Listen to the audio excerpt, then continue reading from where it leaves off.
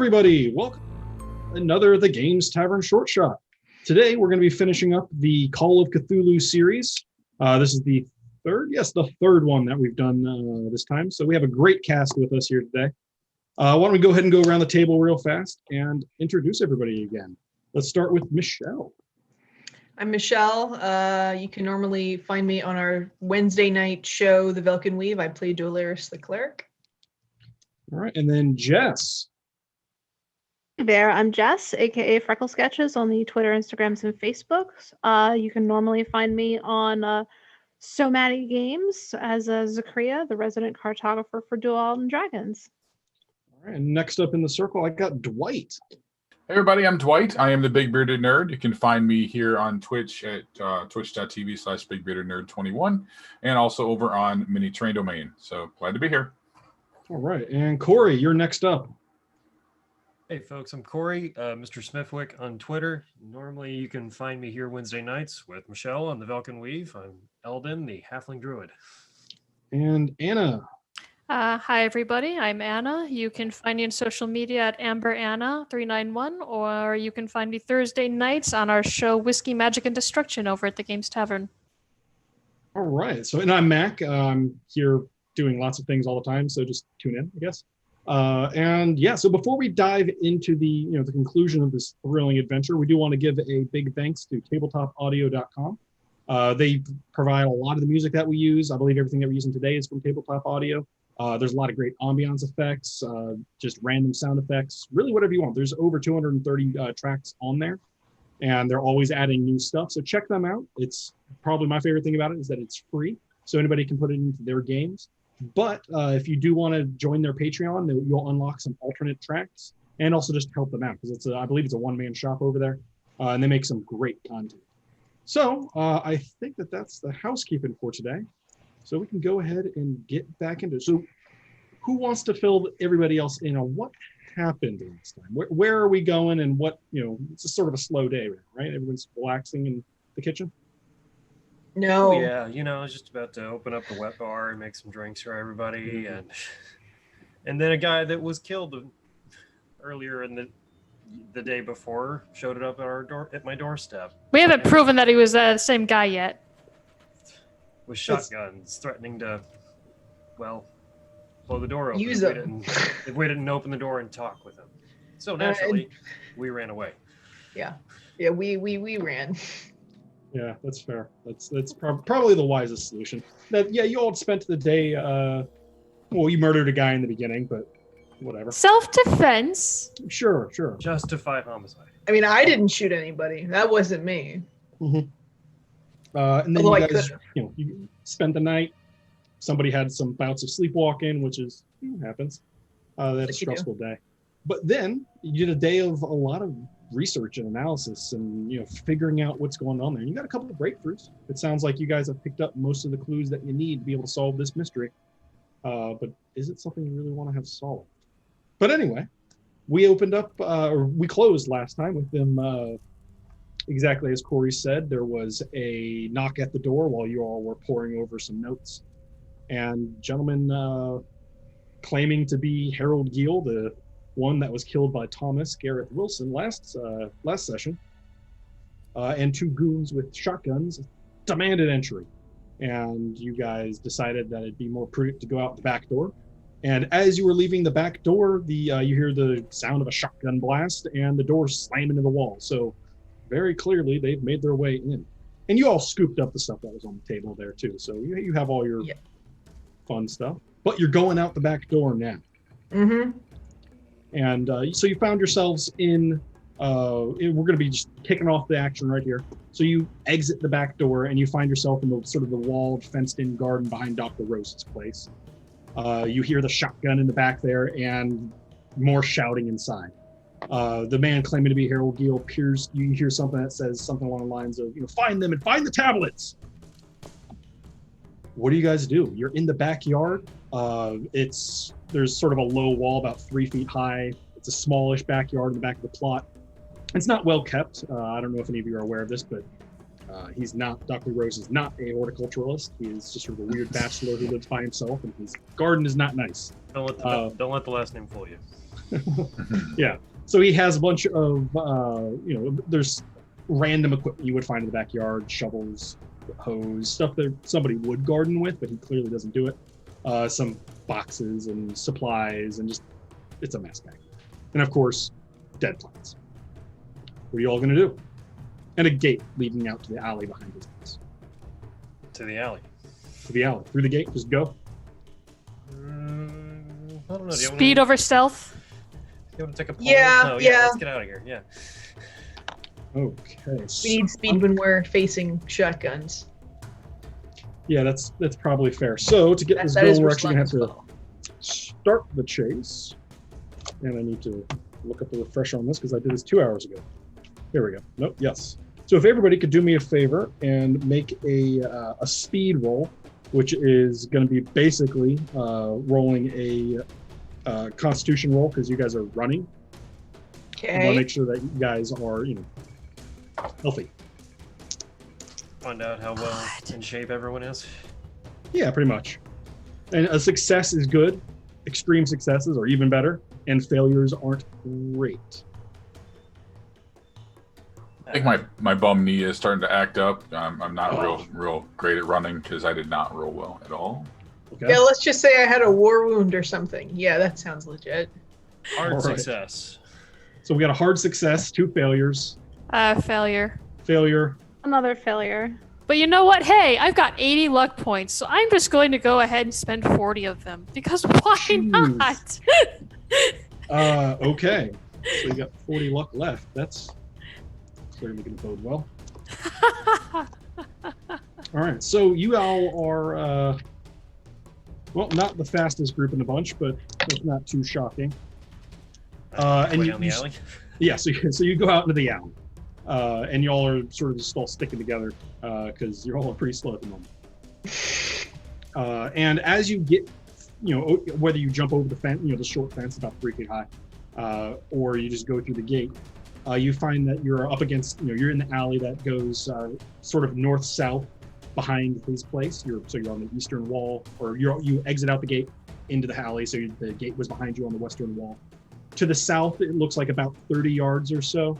It looks like the street that was that's running south of his place. And to the north, the alley ends up hits a warehouse and then turns to the east.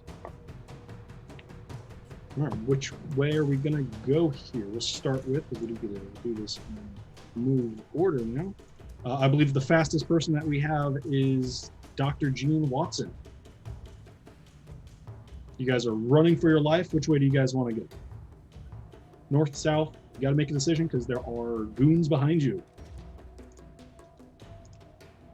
Gene's probably going to head north. All right, Gene starts running north. All right, next up, you guys are all pretty much here. Caroline, where are you going next? I You am gonna also follow her? going north, yes. Okay, and Ruslana, you're the only other one that's doing okay there on your speed. You also Really? gonna- Because even though I failed? Yeah, you had a higher. Oh, and everyone else failed too.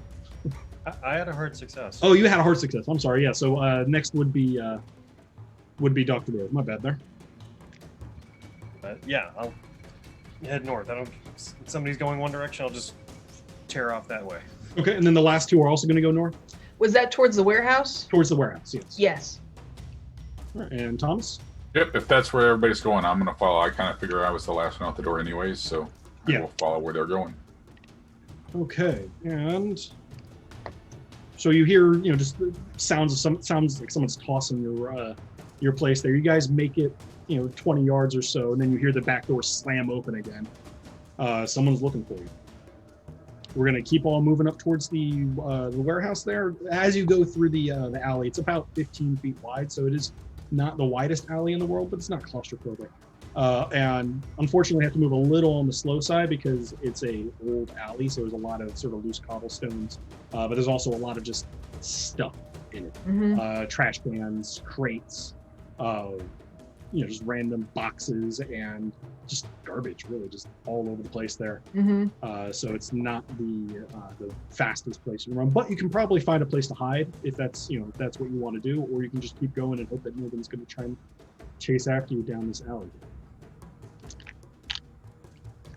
Keep so running. any changes to the running north? Okay.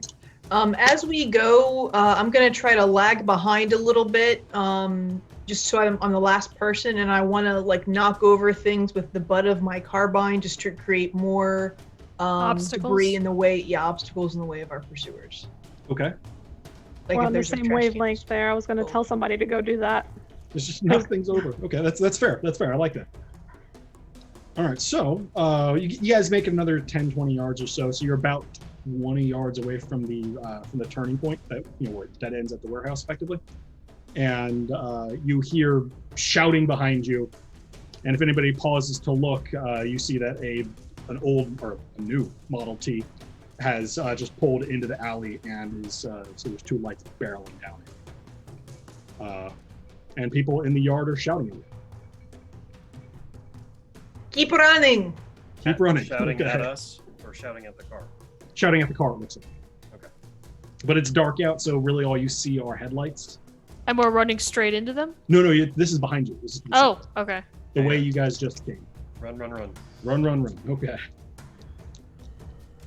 So you guys make it to the door or to the actual warehouse itself. About another 20 yards there, and so you're there. Mm-hmm. Unfortunately, there's no immediate door here. There's sort of a garage door that you can pull up to get inside to access, but it's probably locked. And down the narrow alley that hooks to the right, it's much narrower. Is probably about 10 yards in. There's a small, just a service door. And the alley itself just goes down about another 100 yards before it hits A street? the street.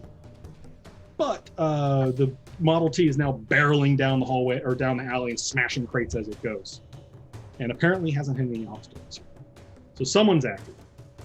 Is the other alley, the smaller one, big enough for that Model T to fit through?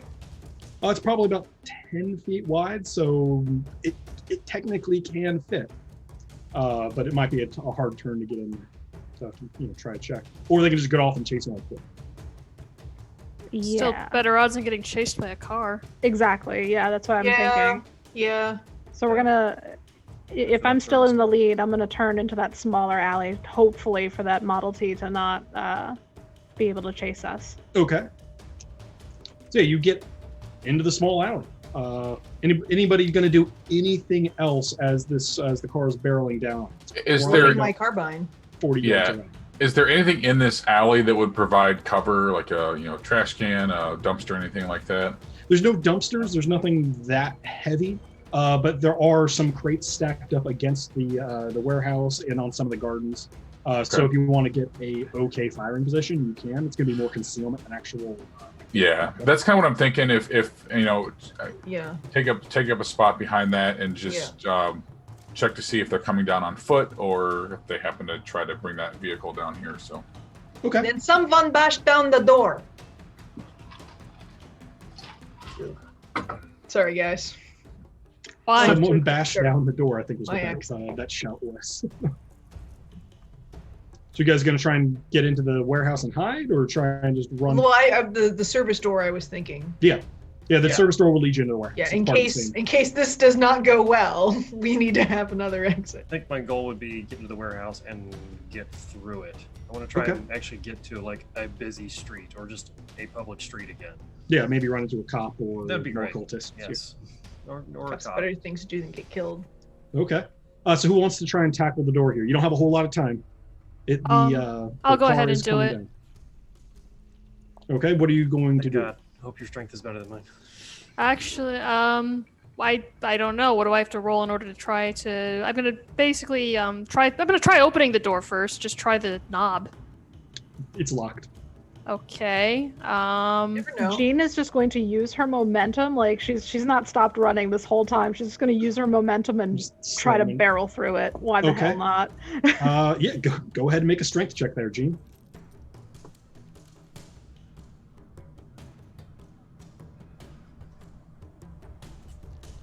It's a 35. A 35. Okay. Not a hard success, but it is a success.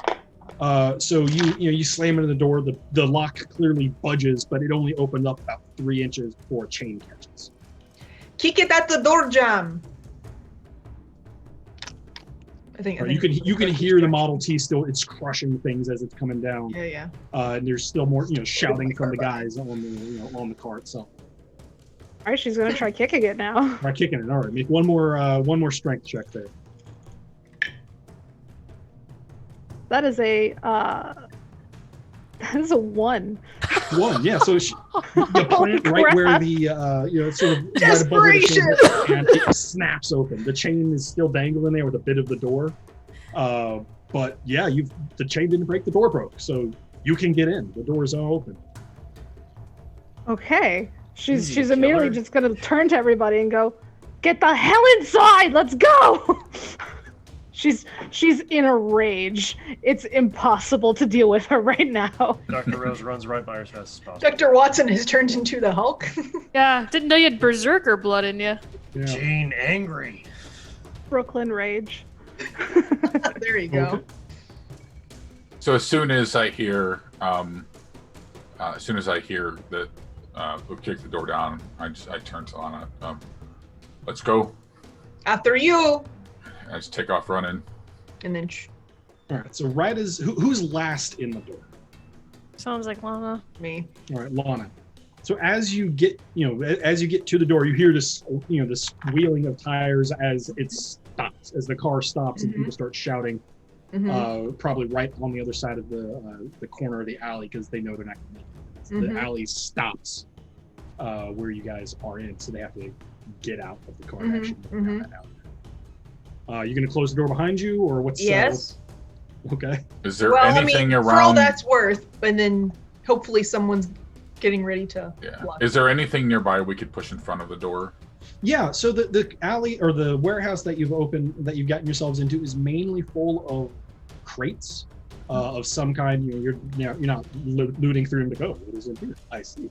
But they're mostly about crates that would be about pallet size, so about 3 foot, 4 foot square. And then about as high, so they're roughly cubic size. Some of them are smaller, and you do notice that there's a fire axe next to the door, just immediately to the left from when you guys came in. The door itself is in rough shape. You guys managed, not you guys, Gene managed to just absolutely just foobar. The door is unlockable. So I would, as soon as I get inside the door, I'm looking for something heavy, so any like heavy crates. That I can push in front of that door just to provide some sort of obstacle. Okay. The closest crate that you find is one of the large ones, about 4 foot square or cube, and you can go ahead and try and slide that in front of the door if you'd like. Strength roll, please. And we're looking for a hard success. That is an extreme success. Extreme success. Yeah, so you get in there and you just start pulling at it, and it slides a lot better than you were kind of expecting to. It's That's definitely not heavy. necessarily good. It's got something in there, but it's just the way that the pallet was. It sort of slides right off the pallet, and you managed to negotiate it into place. So yeah, well done. I'm proud of you guys.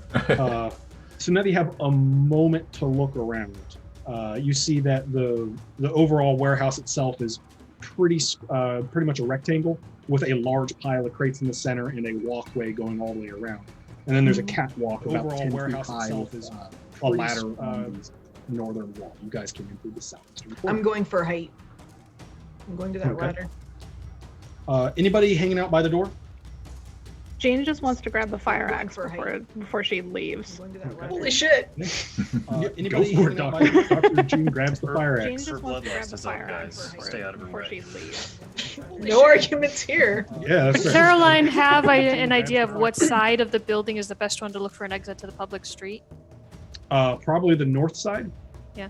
Okay. I yelled at the others. Let's try and find an exit on the north side. That way. I think that way leads out to the street. So you yell while being Run quiet. across. Cool. Well, the bad guys aren't in the building yet, right? They're right there. They were just getting into the alley right behind you guys. But cool. Too late now. Yeah. So yeah, you guys start. She shouts that, and then you hear somebody's beating the door trying to get through. But Thomas has managed to wedge that crate in there pretty nicely. So it's not coming through that one. What are you guys doing in this building? As long as they're pounding on the door, I'm ready for them. Cool. So yeah, as you guys explore, if you just go up to, just trying to go out to the north. Yeah, just running across looking for an exit. I'm not worrying about it. Okay. I'm not dawdling. I am going to the other side of the warehouse, trying to find an exit. Okay. Yeah, so you do find there's another kind of garage door kind of thing there. And then next to that is a heavy industrial door that probably leads to the outside. There's no windows in here on ground level. They're all up on the higher level. Or locked, or like a bar down or something that I can lift and open it. And The door appears to be locked. Yeah, as you try to open it, you get no purchase. Unlockable from the inside. No, it's a key. It's a key, of course it is. Well, you already know who can get through doors. The woman with the axe. Doormeister. Okay. Dr. Door Smasher. Dr. Door Smasher. I love it. All right. Well, Jean's gonna try to give it another go. Why the What hell do you- You not? have a fire axe this time. So what It's are a you pretty trying- darn good luck list. You're going to try and kick it? Because it looks like it opens in. It opens in. Okay. Yeah.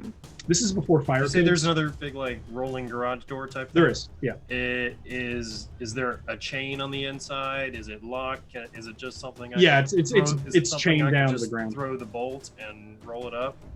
No, it's so it does have the side locks that keep it from actually moving, and then at the bottom there's a deadbolt, or not deadbolt, a combination lock or a key lock actually.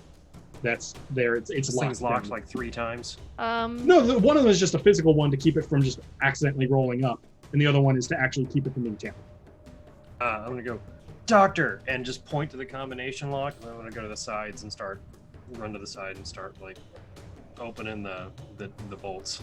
Oh. Okay. She's just gonna take a swing at the lock with the axe. Okay, that works. That's what I was hoping for. All right, go ahead and make I guess another strength check there. Yeah, that seems like a thing to do. Axe. Yeah, so you're not looking for a hard success here, and you can throw an extra D10, so you can actually get some more. Because you're basically doing it with a bonus die. That's a 4. Just a straight Jeez. 4. A 4. Yeah, you just golf swing it and then just gone. Thanks to that extra D10. Excellent. Yeah, so it's unlocked. You can try and open the rolling garage door if you like. We could have used you in the trenches. Dean doesn't play around. All right. She does not. No, this is Throw the far door more open successes and- than I was expecting. It's more than I was expecting. Yeah. Yeah, she's just gonna help Dr. Rose try to lift the thing and just turn to everybody and go, "Get the hell out! Let's go!" Okay, so yeah, you guys are opening the garage door, and it's kind of heavy, but it does its job, and it gets up, and you guys all get out, and you're on. It's not a busy street because we are in Westport, so there's no busy streets in Westport. But yeah, there is it's kind of a industrial bordering on residential area of town. There's a couple people walking on the street and just sort of giving you weird looks because you just came out of the warehouse well after hours and not even through the person door. Also, is Dr. Watson still carrying that axe? Yeah, Dr. Watson's still holding an axe. She's not about to my let that go. carbine. It's one more weapon that the enemies do not have. Let's put it that way. Oh, Lana fully endorses this. Okay.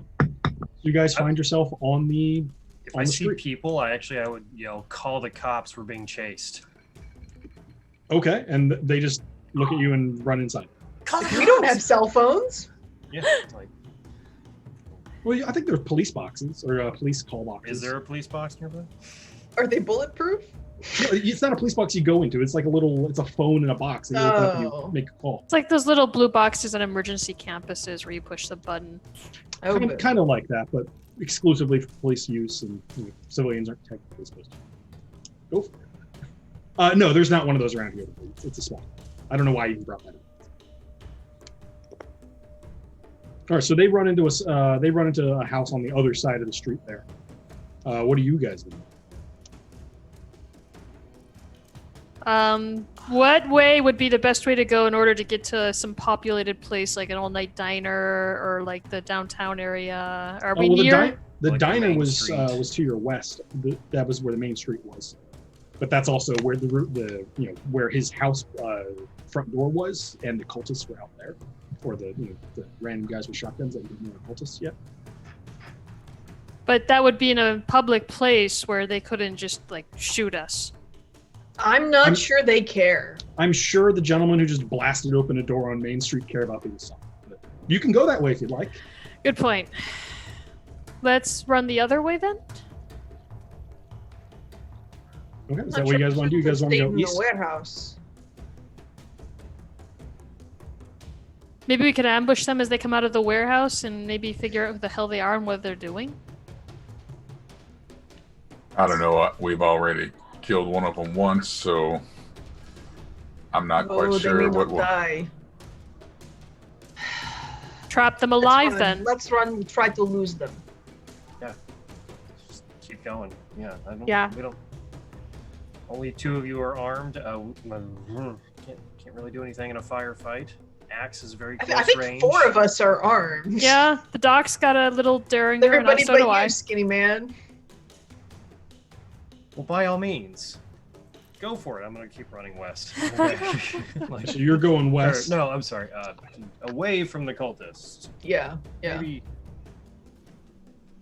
try and find a taxi or a cop or something. Like, Okay. Unfortunately, you don't find a taxi as you're running down. Down here trying east. to find a bigger street. A bigger street. Okay. Yeah, the street towards the east is going to be a much larger street. So it runs parallel to Main Street, north-south, but it's also the one that the alley pours out into. We may want to find a different alley because we've broken line of sight. If we can just keep them from seeing us, we should be able to lose them. Maybe if we go down the same alley and they're already gone, they won't expect us to go that way, so we'll be safe. Maybe go through like somebody's backyard into their alley from across the street and just. Yeah. Well, I'm not great at climbing, but I think that's probably our best bet. Okay. Like There's no swimming. backyards accessible on the road that you guys are on. It's all front yards at the moment, but then there's no immediate way to the alley behind the house. Hmm. So where do you guys want to go? Go to the east one and then try and find the first alley to duck in. It's not the alley you just came out of. I think that's Sure. best Yeah. plan. An alley going north. Okay. Yeah. So you go. Across. Yeah. Yeah. So you get almost to the intersection of the main road there, or the larger road to the east, and you do see there's a small alley between the houses on that road and the houses on right here. You can try and run across into that alley and start finding a backyard to hide into. Yeah, and I mean, I'm just staying in the back, keeping an eye over my shoulder because I have no idea where we are or where we should be going. So I'm just following. Okay. Dr. Rose knows where he's going. He lives in this Yeah, neighborhood. not trying to hide, trying to run and lose them. So I'm not gonna. We're not gonna stop in a backyard. No, it's Okay. just north. But you're going to go and- into the alley behind the Yeah, behind. we're like gradually trying to work north and east over and over again, and break away from them as much Okay. as possible. All right. 1 second. Okay. So you do that for, it's been about 10 minutes or so, and you don't really see hide or hair of anybody, that's very obviously, after you. What are you guys going to do? You're about, I don't know, a quarter mile away from, back roads. So you're up against the river to the north. Or the river runs north-south, so you're up Okay. to the north, up against the river to your east. Let's stay away from where the car can go, but we need to keep moving. Move to where? Anywhere. We are more likely to be found if we stay still. But let's not go back to main roads wherever the car can go. A car will run us down.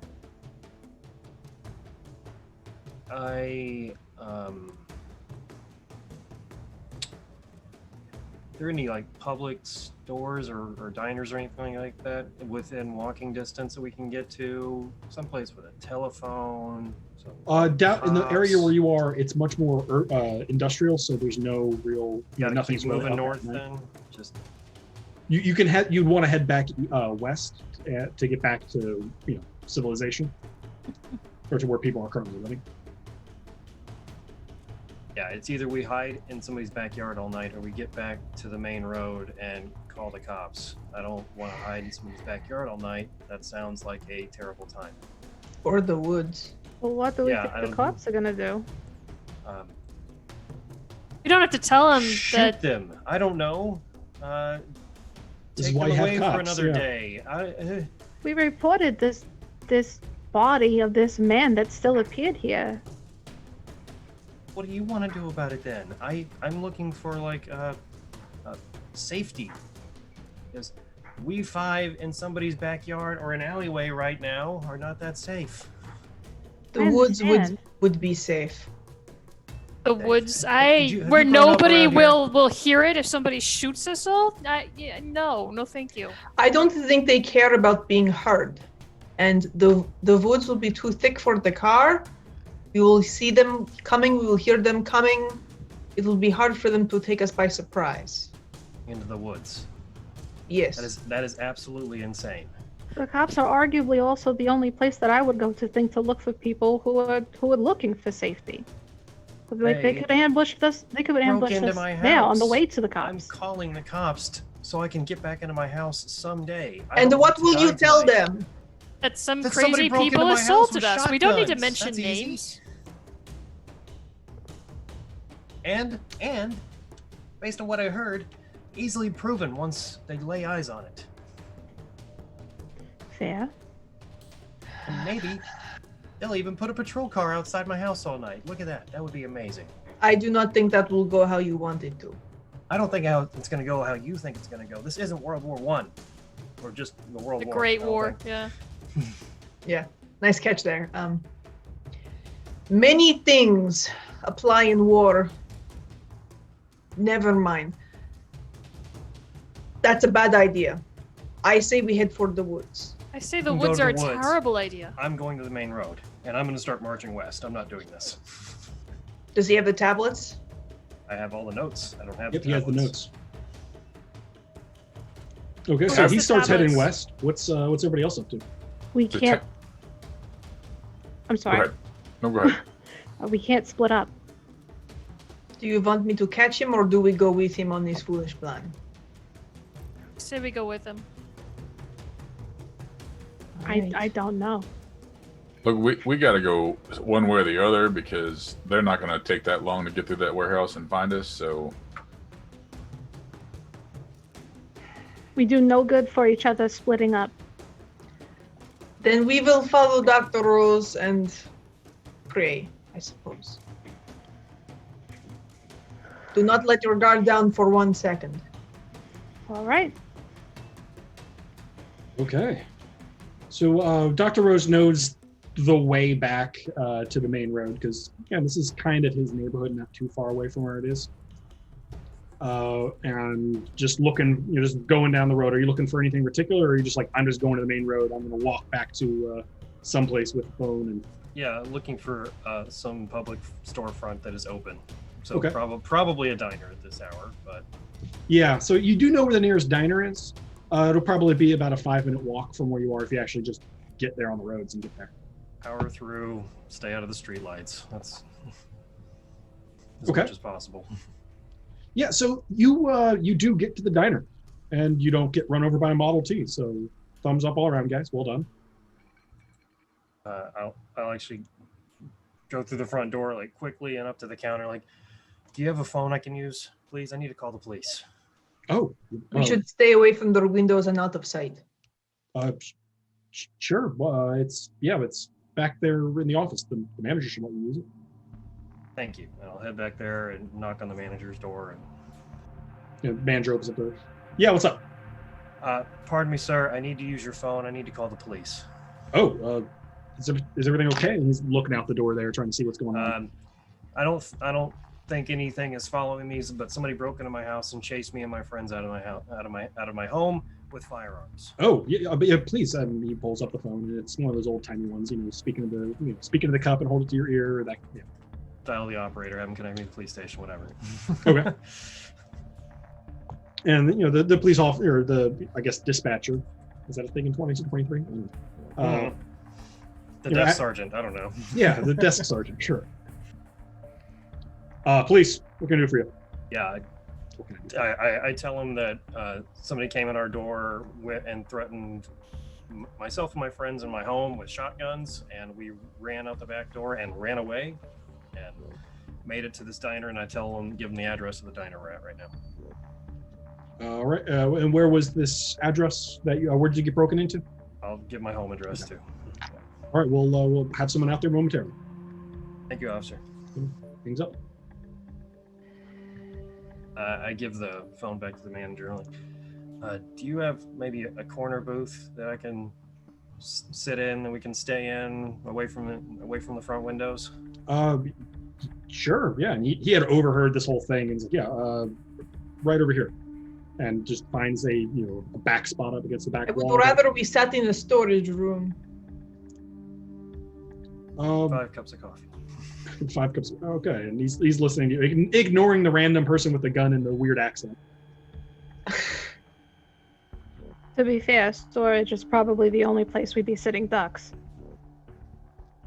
All walled off, no windows. Where we can't be seen? The I mean, corner far away here from the either. windows.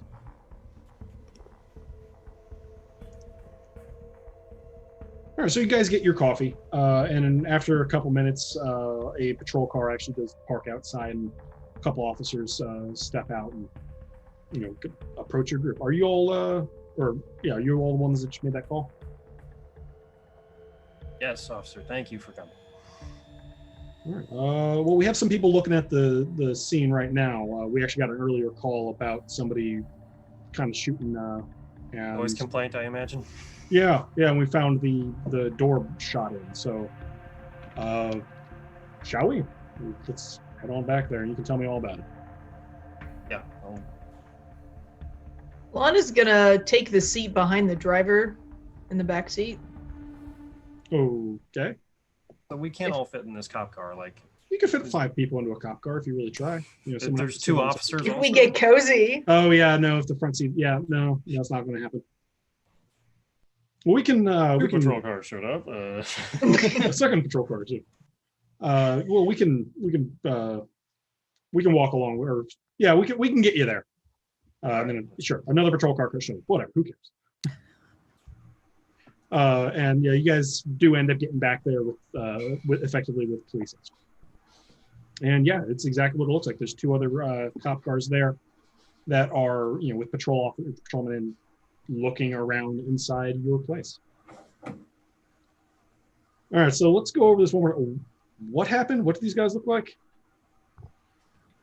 Well, we didn't actually see their faces, but we were alarmed when, from the other side of the door, a man claiming to be someone that we thought was dead. So I refused to open the door, and then he said they'd blow the door in with shotguns or something, and there were several of them outside. So we ran out the back door because I'm not a cowboy. Officer, Good call.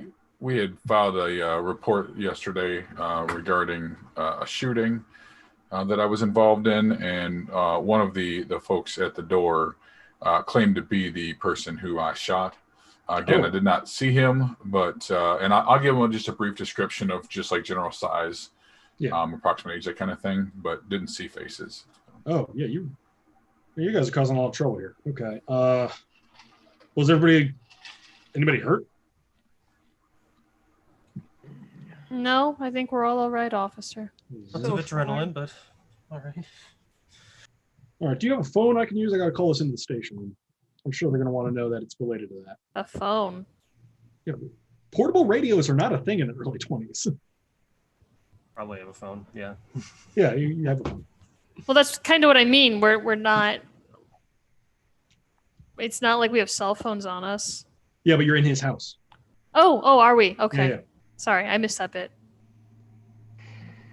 All right, so the officer excuses himself. You show him where the phone is and makes a phone call there. All right, they're well, apparently it comes back in the room after a few minutes. Like, well, apparently the family of the individual who his brother showed up and claimed the body after he didn't show up from last night. So picked him up earlier this morning. So I don't know if this is related. The gentleman was definitely dead. But I don't know. What's y'all's plan for the night here? Do you need a place to stay, or what do you? You all okay if we leave here? In the wind, we are not safe here. No, I appreciate any recommendations you have, officer. I don't think I feel safe in my own home tonight, tragically. Well, do you have a place you can stay? The out-of-towners, we still have a room at the boarding house, don't we? Or the inn where we had? I don't know that I ever checked out of that. So. At the boarding house. Okay. Well, doctor, you were gracious enough to grant me a spot on your couch. I do still have a room at the boarding house. You are welcome to stay with me. That goes for the ladies as well. I have my room at the boarding house. Oh, it's probably better than my apartment right now. If they tracked us to Dr. Rose's place, they could track us to mine. Is Thomas's car okay? Yeah, his car appears to be okay. They didn't slash the tires or cut the brake lines or anything. Amateur cultish. We're a little busy trying to chase you guys down. I am disappointed. Only one thing on their mind, murder and dead gods. I don't know. Are Russian goons more competent, Lana? I wouldn't know. All right, we'll Ragoon. We'll be here. We'll wrap up some evidence here just to make sure we get everything. And your place has very clearly been tossed. It looks like a burglary to the officers. Is there anything missing? I will look around, I guess. Does anything look obviously missing? No, your everything in the front room in particular, where you guys are sitting, where your office is been just ransacked. Furniture's destroyed and stuff as they're looking for stuff. Or specifically probably for the tablets, but otherwise not really. There, you have a couple of valuables, like you have a portable radio, or a wall radio, one of the furniture ones. So you do have some noticeably pawnable things that are, you could sell out of the back of the truck, no problem. All of that is stolen. It does not look, like anything valuable is taken. No, sir, it doesn't look like anything was taken, near as I can tell. That won't be sure until I actually pick up everything off the floor, though. All right, we'll keep an eye out for it and finish up here, and I guess we'll see you guys. We'll let you know what we find out, and I'm sure you need a repairman for that door in a moment. Do you all need an escort to the boarding house? Yes, please. But we'll only tell them where we are. They managed to find us once already. I think they already probably know everywhere we are. Then what is... The point is to have extra cover. Get shot in the street. I'll kind of pull the officer aside, and I hand him one of my cards and tell him, officer, again, I spent many years as a police officer, and it would be, I would consider it a professional courtesy if perhaps your office could just have a patrolman keep an eye on the boarding house tonight. We've run into trouble twice now in less than a day, and any extra help would be greatly appreciated. That sounds fair. You all are seem to have a chance there for picking up trouble in the town, so we'll keep an eye on and see what other horrible things you can rustle up. Fantastic. And I'll turn it and say, is that satisfactory to everyone? We won't necessarily announce our presence, but we will have an extra set of eyes on our lodgings for the evening. Is there only the one place to stay in town? Yeah, it's not a big town. There's no Ritz-Carlton here.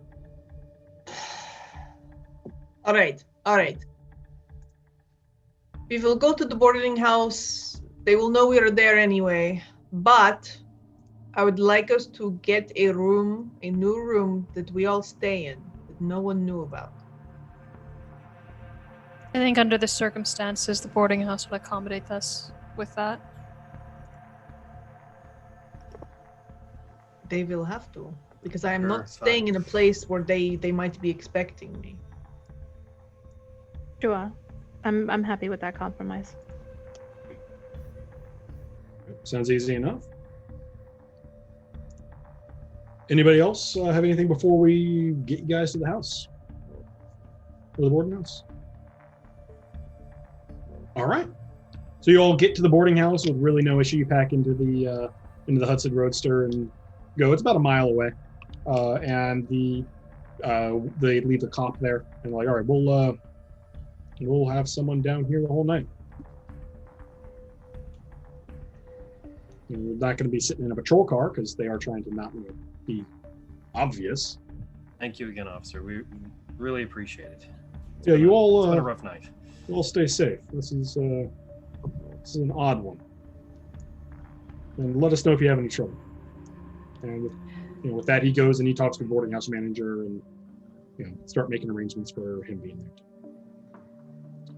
I would like this officer to show us like the face of the guy he's gonna leave behind, because I don't want someone in a uniform to come up in the middle of the night, say, come with me if you want to live, and it's actually the cultist in disguise.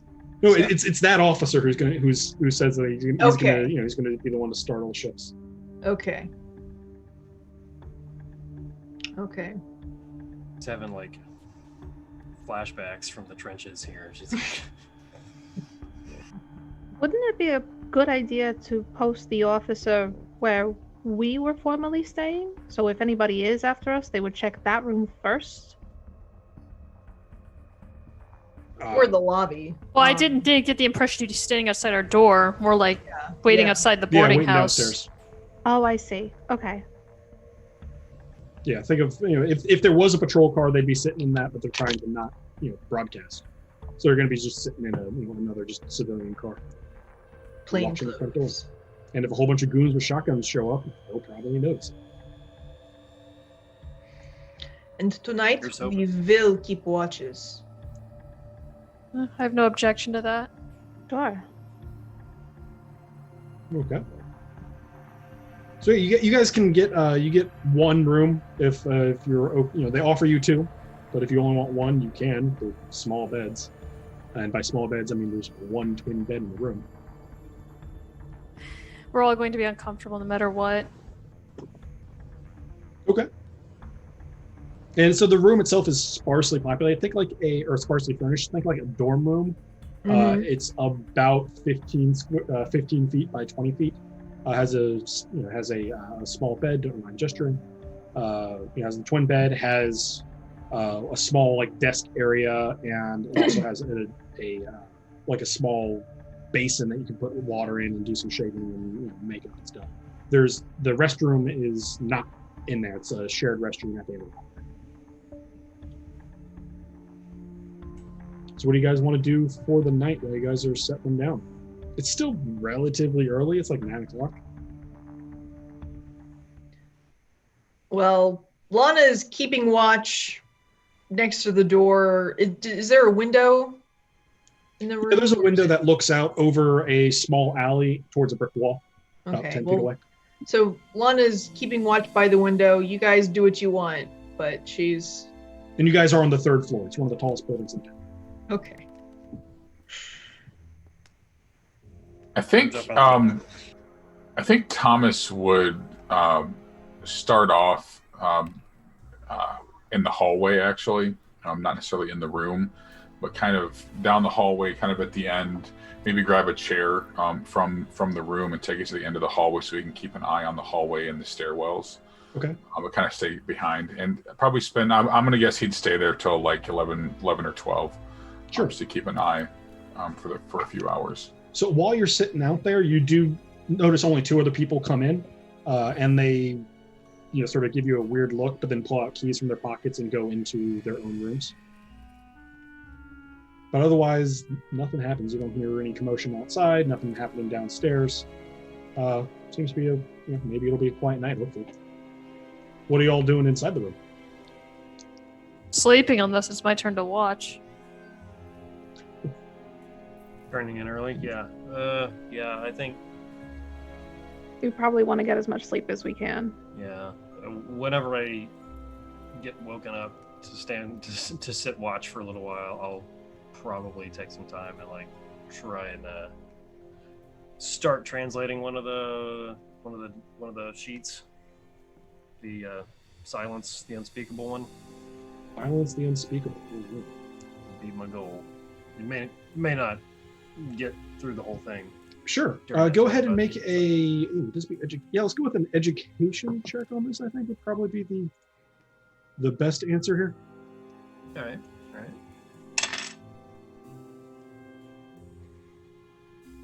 Well, that was really bad. No, it wasn't really bad. I'm looking at the wrong number. It was still bad. It wasn't really bad though. You can push your luck and try and re-roll, but there are consequences to doing so. You know, I've been translating this already a fair bit. I've been reading this for the last day and a half or so. This crap. Yeah, I'm gonna push my luck. Okay. Yeah. Hey, there we go. That's a 9. A 9. That's a 9. That was an extreme success. Thank you for not making me have to cut your hand off with a paper cut. That's I appreciate that. Yeah, that would have been awkward. So yeah, as you're pouring over this, you can go ahead and, for everyone out there that's not watching, we should be putting this on screen. It's slide for the players. It's slide 3 in the deck that I gave you. So it'll be the second actual translated one. And you see the site. It says "Silence the Unspeakable" once you finally translated it. And it says, "At the site of the 9 holy stones where the unnameable was petitioned, place a burning sprig of acacia upon the apex stone and recite below the Silence the Unspeakable." And below it says, "The stars have shifted and Carcosa now beckons. The Byakhee have taken flight to return the worthy to the domain of the unnameable. We send them to be his servants. Our communion has finished. Now the unspeakable will be silenced once more." And good sir, roll sanity. I cannot hear you. Sorry. I was just reading that myself and just trying to understand it. And even, no, I don't. Okay. That's pretty good. That's 44. Yeah. Yeah. Okay. That's a success. Yeah, perfect. Yeah, so you're, you've done the translation, right? You look at it and it gives you that. Tells you, something about burning sprigs of acacia on stones and references the previous tablet's title, sort of, where the unnameable was petitioned, and that was the other tablet's title, Petition the Unnameable. I'm wondering if Cromwell actually tried to act out the first one, and that's what made him go loopy. I think that to myself. Maybe I'll tell you all that in the morning, and then y'all can sneer at me then when everyone's awake. Anybody else awake right now, or is this what you're doing on your watch? That's So what I was imagining doing else. on my watch. Okay. All right. So does anybody else have any other things that they wish to take care of during their sentry duty? During my watch, I go through the pictures and I take the pictures that are significant, that are of the murals that we talked about last session, and I separate them from the others and I put them in a pocket. So you're going through Rose's stuff and okay. Yeah. All right. So yeah, you find about 36 photos. I take the ones that are like evidence and I separate them from the rest. I'm hoping to eventually, like if the guys with the shotguns find us, I'm hoping we can hand over the box and satisfy them and bluff them and go away, make them go away. Okay. Yeah, but still keep hold of the evidence. Make them think they got everything. All right. Cool. So you have about a dozen photos of non-Incan mosaics in front of Incan temple. Yeah. I basically put them like in an inner pocket of a jacket or something. Okay. Yeah. You slide them right into your coat pocket. Yeah. All right, and I think the only two we haven't spoken to yet are Michelle and Jess. What are you all doing on your watches? If Just sitting watch is also an option. You don't have to, try and figure something out.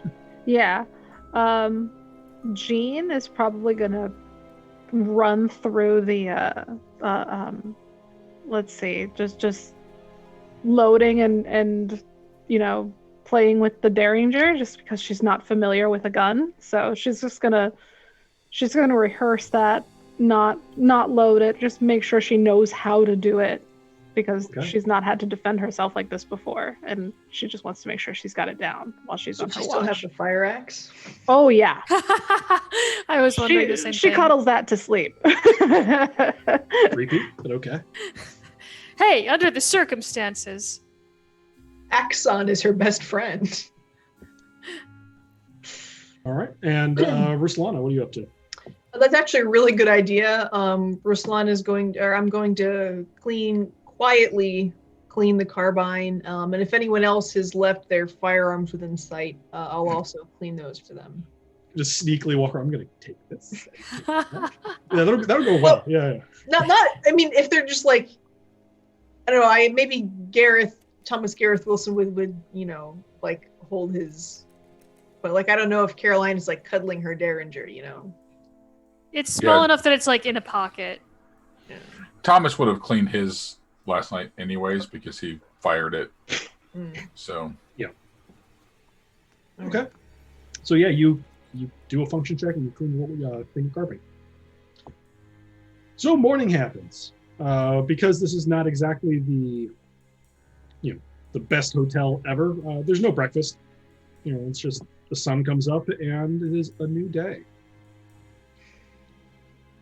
What are you all up to today? Because you've got lots of information. What do you want to do with it? We need to plan what our next move is. Translated one of the tablets last night, but it just gave me a few more questions. I need to translate at least another one before I think I might have a solution for Professor Cromwell. Here's the thing. How do we actually get out of this? Like, what are we actually supposed to do to make the professor not crazy or get these crazy people off our back or anything? Well, if these tablets have been the cause of the problem, perhaps they might tell us what the solution is. Is that what you're thinking, Dr. Rose? That's my personal opinion right now, yes. I think that's possibly our best lead. Short of shooting more dead people, I don't know what other options we have in front of us. I'm of the differing opinion that the lab work should be ready soon at the university, and we should probably check in with the university if they've had any break-ins, considering all the supplies from the trip went over there, everything they found. It's a good point. Yeah, probably should. You're right. Okay. So what are you guys going to do? We've talked about it. Plenty of options. Coffee and then the university. Coffee and then the university. Sounds like a plan. Yeah. Let's head to the university. All right. So yeah, you guys, after grabbing some just coffee, you get to the university, and I'm assuming you go into the biology lab because that's where where they left your samples. Yeah. Okay. So yeah, you get to the biology lab, or to the biology department. Yeah, where's my actual master? Here we go. And you see Mr. Sladen there, just opening up for the day, and sees you like, oh, please come in. We actually finished early last night, and we're kind of expecting to see you then. Oh, yeah, there was some complications. Sorry about that. No worries. All the results are here. So, and he gestures into the room. Who wants to tag along and look at the results of science? Sure. I'm not going to understand it anyway. That's fair. So you get in there, and the professor or the assistant basically pulls out a small memo pad and starts flipping. It's like, well, we didn't see anything parasitic in this. There's some interesting dirt from flora and fauna that's not around here. There are some llama droppings, which we thought interesting. It looks like it's all from South America. Does that sound right? Right. Yes. So it's origins in Peru. Yes, that would make sense. That would make sense. But no, we're not. We looked around. We didn't see anything that anything unexpected. There was a little bit of the bacteria-wise. We did find a little bit of E. coli. I'm assuming germ theory has happened already at this point in history. But no, nothing unexplained or unique or parasitic in there. So I hope that you find that useful. We checked everything twice. There's nothing particularly exciting going on. Was there something particular that you wanted us to maybe do an obscure check for that we, an obscure test that we wouldn't be normally checking? It's gonna take Dr. Watson to process, like a second to process all of that. That there's nothing there. She was really hinging on that, huh? Yes, she was. Yeah, she was hoping on that one. She looks a little shaken by that. She's like, I'm sorry. There's really nothing. No, nothing out of the ordinary. Sorry. Anything else I can do for you all while you're here? No, you've been a great help. Thank you. All right, poor Dr. Watson. Yeah, poor Dr. Watson. It's not enough to merit a sanity check for us, so thumbs up. Just confusion. Just a confidence check. Oh, yeah. Okay. So he, closes the door behind you as you all leave the lab. What now? If they gave her any paperwork from the lab tests, she's gonna look through that herself. She's gonna start scouring those and just they must have missed something as far as she's concerned. Yeah, they gave you it's not just sort of typed up notes. It's just 2 pages back inside both sides, because it was all just ran this test, negative, and it looks like dirt from a exotic region of the world. Yep, she's just gonna look that over a few times before starting to, as she's looking through it, starting to walk to the history department to check in on the stuff that she assumes is stolen now. Okay. Or the museum. Yeah. Yes. So there are no brain parasites? I'm looking. I'm sorry, I don't mean to be short. I'm looking. It doesn't seem to be though, but this doesn't make any sense. No, Alana, there are not any brain parasites. Okay, so as you guys are walking to the campus or to the museum library, the campus starts coming to life. It's still early-ish in the morning. It's about 8:30, so college students sleep in. But you start seeing more and more people, going about their daily lives, completely oblivious to the fact that you all were just accosted last night by men with shotguns. It takes about 10 minutes for you to get to the museum, and it's exactly as it looked last time. You open the front door, and you see the same librarian sitting there. Oh, hello. Welcome back. How may I help you today? Hello. Yes, we'd just like to check the items again that we were here visiting yesterday. Oh, did you all forget something? Didn't quite finish our research yesterday. Oh, fair enough. You know where they are. Thank you. I trust you can find yourself. If everything's unlocked and it's fine for us to do so, yes, ma'am. All right. Well, I'll be here. Let me know if you need anything. And he goes back to reading the Boston Times, Boston Globe. I don't know, some newspaper. Yeah, let's head on back there and see if everything is kind of still where we left it. Yeah, so you head back. You have to go through this small little partition museum. It's still full of all of Professor Cromwell's stuff from his various expeditions. there's the big empty table there. And then you go through the sliding doors into the actual warehouse section, and you find the crates, and they appear to be undisturbed. Guys are just schmucks. I'm sorry, you said the guys chasing us with shotguns were schmucks? Yeah.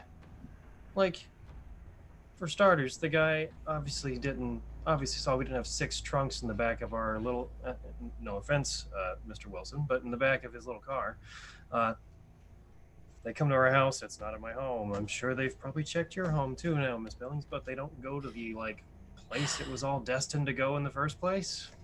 Schmucks. Perhaps, Doctor, it is the translations they were looking for and not the tablets themselves?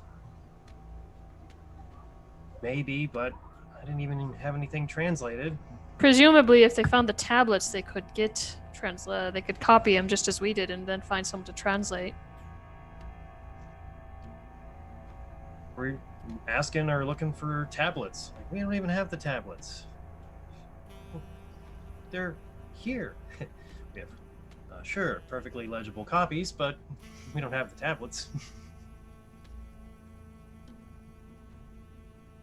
Okay, so you all have this debate. Do you want to do anything while you're hanging out? Maybe go translate some more tablets, or just pick them up and start waving them around. Be like, we got some tablets. Come and take them from me. Come We're get here. a good eyeful. We might as well do some translating while we're here, if we can. Yeah. Let's. While Dr. Watson recovers mentally. Yeah, From having her needs some worldview time shaken. hanging out in the museum, seeing spooky dead things. Yeah. Like you do.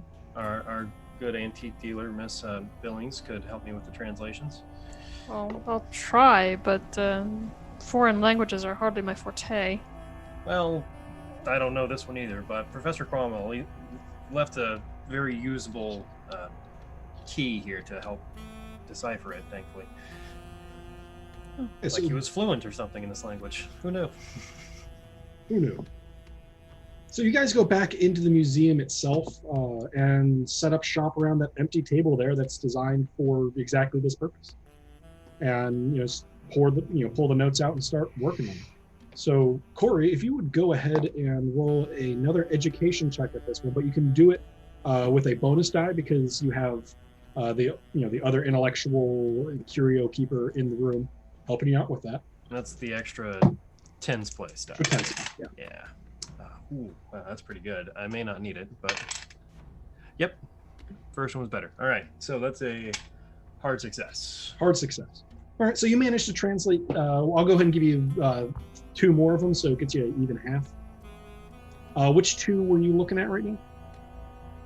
The petition of the unnameable and the Ballad of Carcosa? Yeah, that's what I was thinking, because that's the other one Cromwell was looking at. Okay. So the petition, the unnameable. This is the slide number 2 for the players. It says, petition the unnameable. Align the 9 holy stones in the unholy delta and bathe in the light of Aldebaran at the moon at full. Light the braziers upon each stone, present your sacrifice, and speak the unnamable's name. Petition the Diaki to provide guidance. Their wisdom and power will lend strength to your cause. In an outer circle, chant the holy words to maintain the bridge until the unnameable answers. The star shall shift and Hali will roil. Bring forth the unnameable one and herald in the end of the dreamer. The Biaki shall bring his servants to Carcosa to rejoice in the destruction of their foes in the world, and dance forever in his unnameable wisdom and glory. This is gibberish. It is, and again, sanity checks, please. That's Was doing. Oh my god!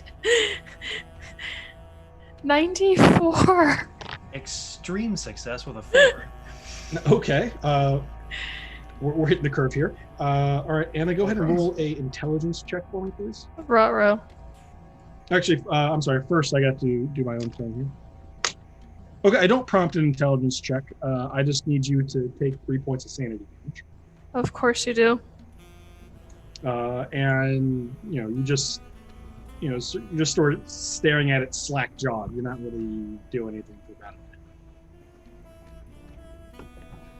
Just like, I know, right? Like, I have no idea what this says either, really. Like, I get that these are words that I understand, but I have no idea what they mean. So you translate one.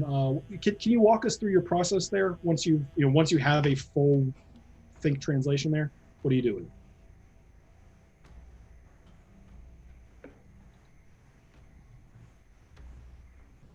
Cannot hear you, Corey. You're push to talk here. Sorry, I got to be on the same window for this. Sorry about that. Like I knew from the previous one that the petition was important because it was referenced to silence the unspeakable. You have to go to where you filed your petition with the unnameable, so nobody can speak anything. Nobody can name anything. This is ridiculous. I don't know how they know what they're worshiping here. But this doesn't tell me where it was. I wonder. I really thinking Cromwell tried to act this thing out and it drove him a little nutty, and I wonder if he can tell us where he did it. Does the mention of Carcosa at all trigger anything given my dreams that I've had of the place? The question there is, when they translated it, did they read it aloud? No, I don't think so. I think I probably was like, I may have like mumbled it to myself as I was going when we finally finished, but I wasn't like pronouncing it. Okay. Then if you're not actively reading it, you're just sort of looking around the museum or just sitting at the table, just doing whatever it is you do to kill time. No. But if you want to pick up the paper and actually start looking at it, you're probably gonna. It might trigger something. I mean, I don't think he would necessarily like study it or anything, but I think just general curiosity, he probably would have picked up some of the papers while he was waiting for them to finish their work. Yeah. So you know that that Carcosa is the city that you saw in your dreams. You never heard the name, but while you were flying over it, you knew this is Carcosa. Mm-hmm. And as you read that recollection does click again. Just go ahead and make a quick sanity check there, just to make sure that you don't bite your tongue thinking about it. Oh no, I failed. Right. Okay, you're only taking 1 point of sanity damage there. That's hey, Yeah, gotta break out my handy dandy D2 on that one. Progress. Yeah. And you also just kind of look confused at it while the professor's doing Dr. Rose is doing his good work.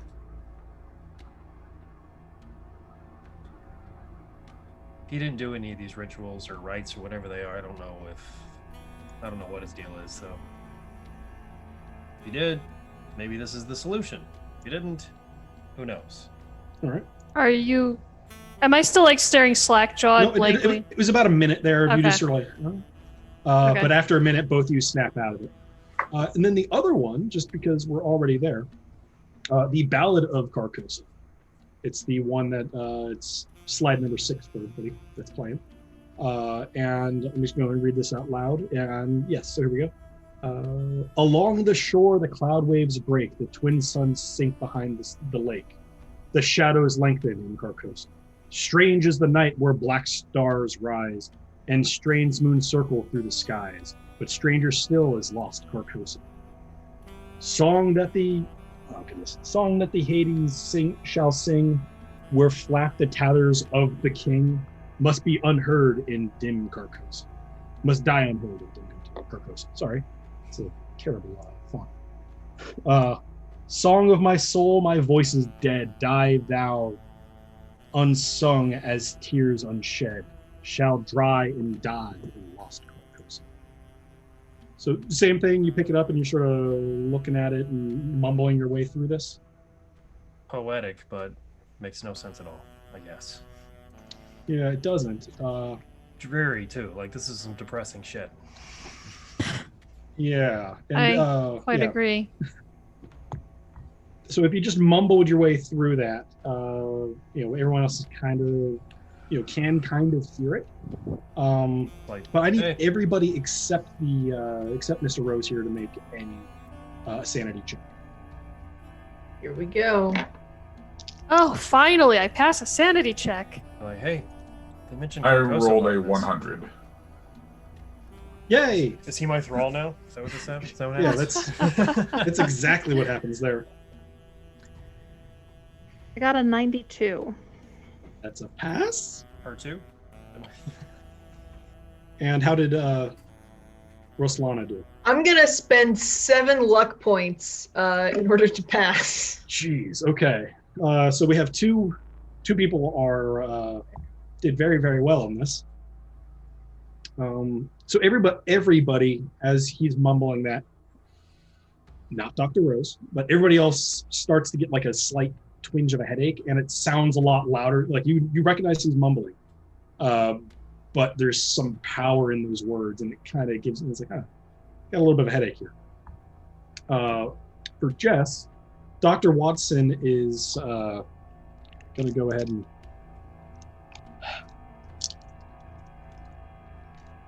Oh goodness, is going to take 9 points of sanity damage, and start bleeding from the ears.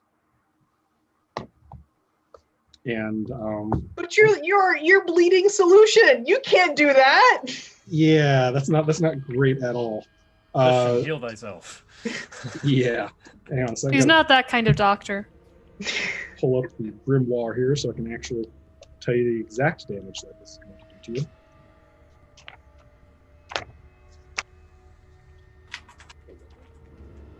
All right, here we go. And you are going to take 2 points of hit points damage just as your flesh kind of starts to move on itself. And it feels like your face is kind of trying to scratch its way away. Unfortunately, Gareth Thomas Wilson, you're going to go ahead and take 12 more points of sanity damage here because you critted that, so you get all of the points.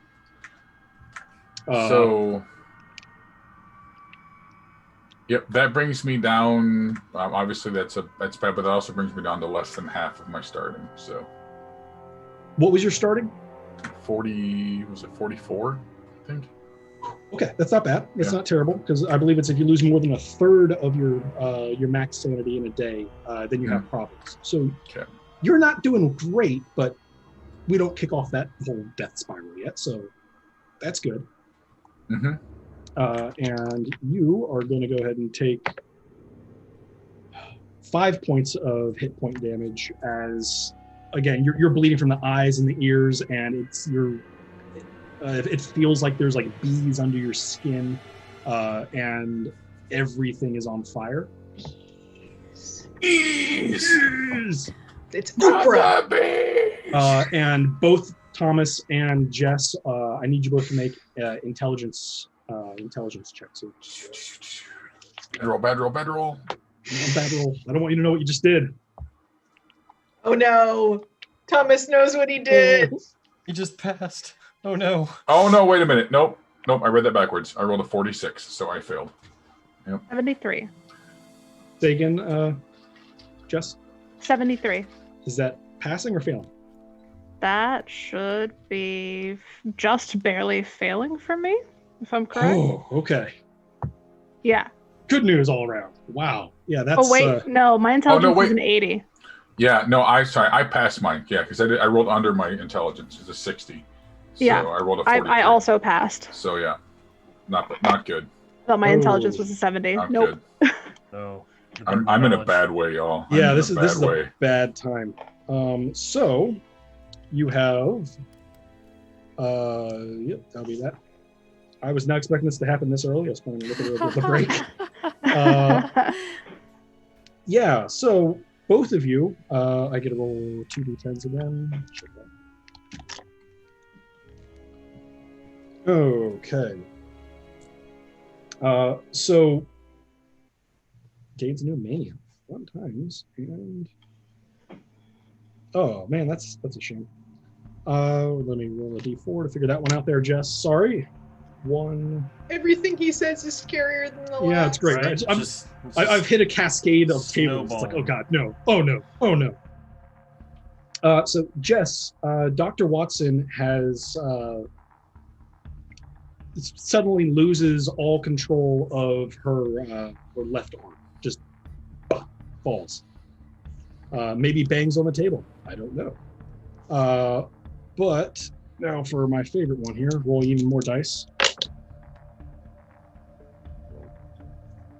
Okay. Okay. It's actually not too bad.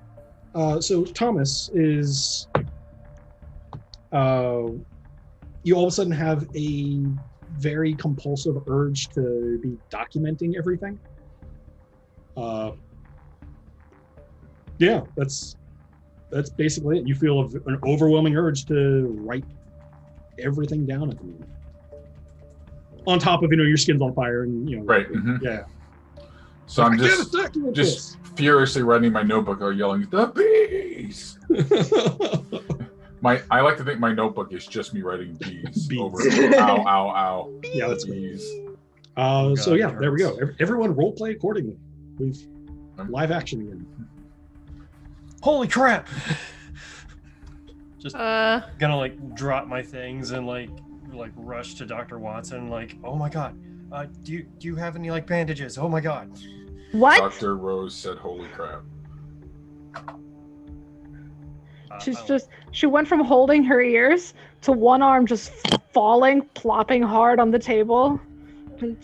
What do we do? Tell us what to do. Or sit down on the ground or something, or sit down into a chair and Well, Caroline was planning to go to Dr. Watson and ask her what to do about Mr. Wilson's bleeding from the ears, but now she's. Oh, is he also? I know that she is. Yeah, he's bleeding from the ears and the eyes. Someone's coming out of his nose and his mouth. Is Dr. Watson bleeding too? Just out of the ears. Okay. She didn't botch that hard. Okay. Yeah. Mr. Wilson, are you okay? What are you doing? What are you writing? And if you look, I'm literally just writing down everything you say to me. I'm just writing it down, and I'm looking up at you, and I'm like there's probably blood dripping down into my notebook. I'm not even acknowledging it. There absolutely is. Other than to write that there's blood dripping into my notebook. The doctor is not going to accept the seat. She's going to start going to Mr. Wilson and just immediately trying to push at him with her one good arm to try and get his attention. No, doctor, you need to sit down. He needs to sit down. Are you looking? You both need to sit down, please. I sit down, and again, I'm just watching everything everybody says gets written down. There's something wrong. There's something very wrong here. Caroline goes over to Mr. Wilson and tries to take the pen and notebook away from him. Yeah, no. Just nope. We don't need these right now, Mr. Wilson. Forcefully, these are my notebooks. Okay. Oh, okay.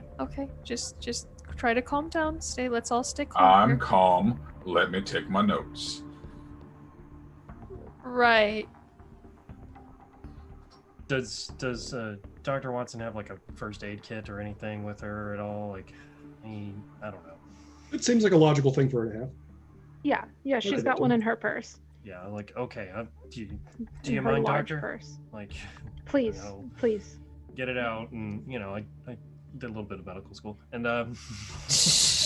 How much medical school? Mr. Enough. Wilson, you're at least tip your head back, please. So I tip my head back, but I pull my hands and my notebook up to stay in my line of sight. Yeah. I know that's what you do. Is he bleeding from his nose? I thought he was bleeding from his from eyes. everything. Just Okay. every hole in his head has had some blood trickling out of it. So as you guys are starting to deal with the situation, it does start to slow down quite. It's not like he's looking at you, just waterfalls of blood coming out of him. Never say that again. Ugh, I go and I get some water, like a bucket of water or something. A bucket of water, okay. Sure. Well, we'll either Or be a using cup. it to clean blood, or I'll have to dump it on someone to, snap them out of it, because I don't know what the hell is going on. Okay, from the Moscow Psychiatric School of just do it. Flash cold water on their face. Be normal. It's the sauna working. treatment. To Siberia with them. Or do we send you to For Gulag? that, you need ice water. Okay, so yeah, you do you find a in the warehouse you find a bucket. You can fill it up at the taps. By the time you get back, it's both of them seem to have regained their faculties. Thomas has no burning desire to keep documenting. He can if he wants, but it's not a compulsion. And Dr. Watson has regained use of her arm. And do we understand what was happening? Like that it was that how odd it was, or was it just like it just happened? The only one of you two that thought it was odd that this sudden mania I have is her, because I've suddenly lost use of my arm. For you, it was just I should be writing this down, Okay. and then once you're doing, I'm good. I don't need to be doing this. Yeah. Anymore. The bleeding from the face, that's very odd. You know that Yeah. was weird. Yeah, there's no So hiding that. I just kind of suddenly I'm writing furious, and just all of a sudden I'm just like, I just slowly close my notebook and put my pen on it, and then just kind of tuck it back inside my jacket pocket. Does anyone have a washcloth by any chance? I throw the bucket of water at Karen. Oh, You just dump the water on his head? Well, it was more like a slosh, yeah. Mm-hmm. Because he's covered in blood, man. I'm a little freaked out. Okay. Yeah. So water splashes on him and all the fine antiques and ancient museum stuff. Boring Potter will survive. Okay. But yeah, you manage. There is a washroom if you want to go get yourself a little cleaned up there. Listen. Do you want more? I don't think that's necessary. Miss Evans, please. Go find a mop. Come on, this is an actual museum. Yeah, you didn't get the tablets, what, did you? I left those in the storage room. Oh, And the water doesn't hit the table. okay. All right. Well, with this exciting revelation, I think we've been going for about 90 minutes here. So let's go ahead and take a quick break. Let everybody catch their breath, and we'll resume with more decoding. Unless you don't want to do that, you just want to not touch these things ever again and take the first bus. I could tour. use a Really quick need a break, break. honestly.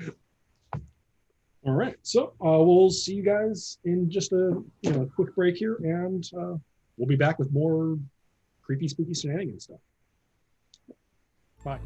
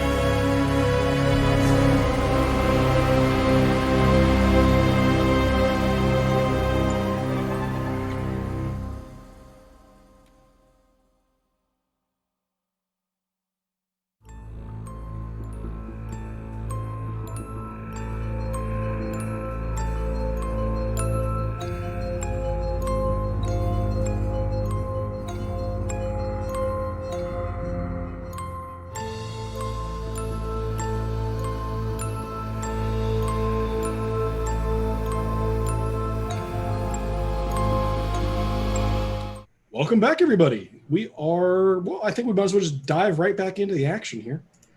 So you, our two bleedy-faced heroes have cleaned themselves up a little bit. And this all came about because you were foolishly digging through ancient translations. So what now, guys? It's about 10:30, so you've only spent a couple hours working on this and being around campus. Did I realize that me reading that happened at the same time? Go ahead and make an intelligence check on that. Yeah. Their freak out moment. It's barely a success, but a success. It feels like maybe there's some correlation there, yeah. But you didn't feel anything. No, I mean, I was fine. Those two are fine too. It's just those two that are bleeding out of orifices in their head. Okay. Yeah. 2 isn't enough. Two is enough. I'm just gonna go, okay, I don't think we need to translate any more for now. Let's,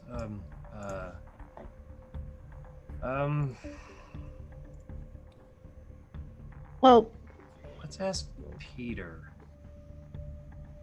you think they will let us back in the sanatorium after yesterday? Peter, it wasn't in the sanatorium. He's the Maybe. grad student. Oh, I'm sorry. I'm The- confusing yeah, the assistant. assistant with the professor. I mean, we're already here, right? Let's see if old grad student Peter knows anything. Yeah, I'm kind of curious if he might have Okay. seen the professor do anything or try and perform any of these rituals or anything like that. So head back to Cromwell's office, I guess, in the history department and see if Sure. he's- Yeah, so you get to Cromwell's office, you know where it is, so it doesn't take you too long to get there and find him. And you knock on the door. And yeah, it opens up, and Peter's in there. He's like, "Oh, hey everybody! I wasn't expecting to see you again. How's the professor doing?" No, honestly, I think we had a breakthrough yesterday when we spoke. Oh, that's wonderful. That is fantastic. I I'm know hopeful. everyone's missing him around here, so that's really good news. That's really good. So, I think so. What can I do for y'all? Peter, you know the tablets, right? That the professor was studying that y'all found underneath the temple. Oh yeah, in that weird room. Yeah. Right, the weird room, all that. Yes. So the professor was very interested in these tablets, right? Oh yeah, he was poring over them day and night. I think he was working on trying to translate them or something. Did he? I think that some of these are like a kind of ritual, maybe. Did he go and act out any of these rituals, to your knowledge? A ritual? He might have been. I know he was acting kind of odd in the in that room there.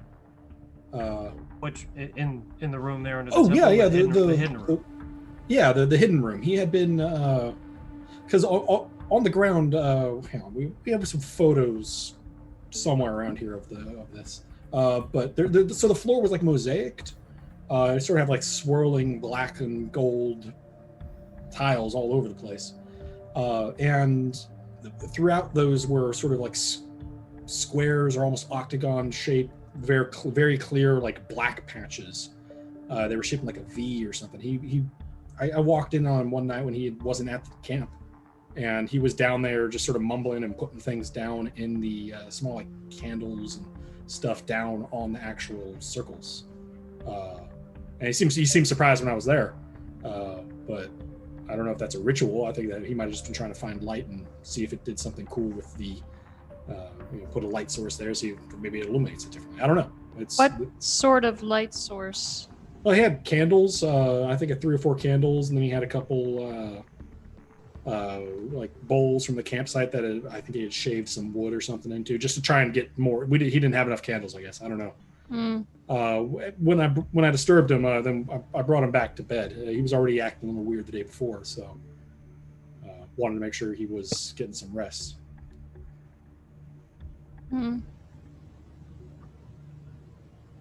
Corey? Are there 9 candles, Peter? Were there? Yeah, I think there was about 9 of the light sources on the little black circles there, or black squares, or whatever shape those were. Why? What does that matter? We have to go to Peru. I hope not. I don't think that's in Mrs. Cromwell's travel budget for us. So what's going? Well, what does this mean to y'all? That's something to do with the translation that Dr. Cromwell was working on. I'm just seeing if I'm trying to determine if he tried to actually perform one of these rituals that are detailed here. That sounds. I guess maybe. Yeah, that sounds not too terribly implausible. But I don't know. It's he was doing something in there, and then after that was one of the last days we were there, and then everything sort of rapidly deteriorated after that. You never read any of his translations, did you? No. He kept them pretty close to him, and I don't even know what happened to him after we got off the ship. I think he might have honestly left him behind. It's things were a little hectic when we were getting out of camp. He was not going quietly. Huh. We didn't find any translations when we went through any of the things, right? Yeah, that's what I thought. Just his journal that helped us translate it.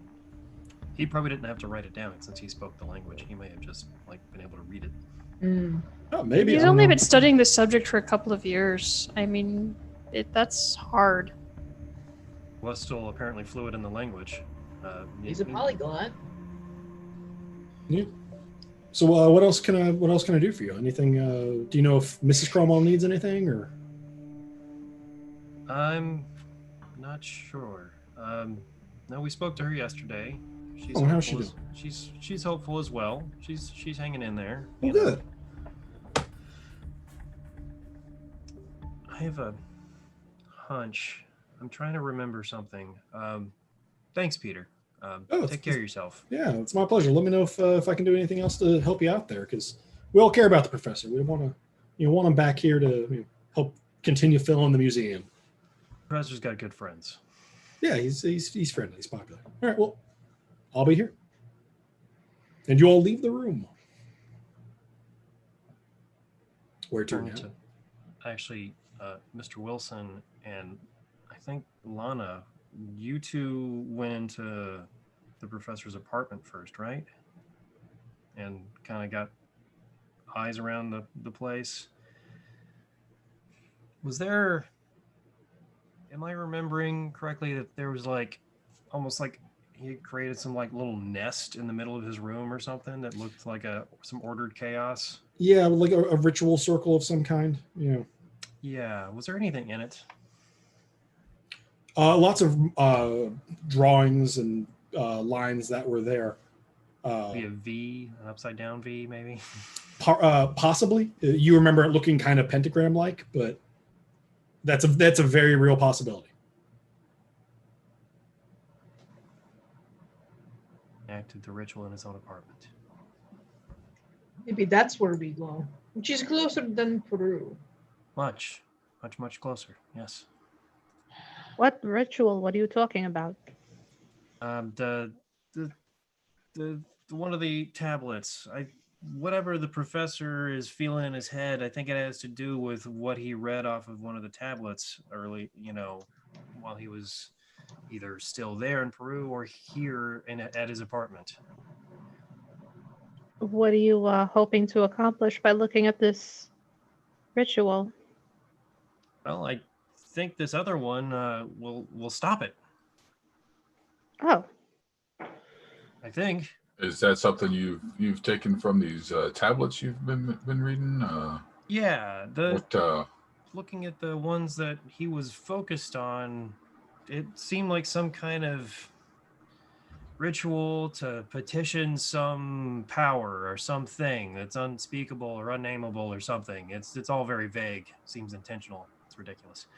But another one of them is some sort of ritual to silence the unspeakable, which also doesn't seem necessary if it's unspeakable, but I don't.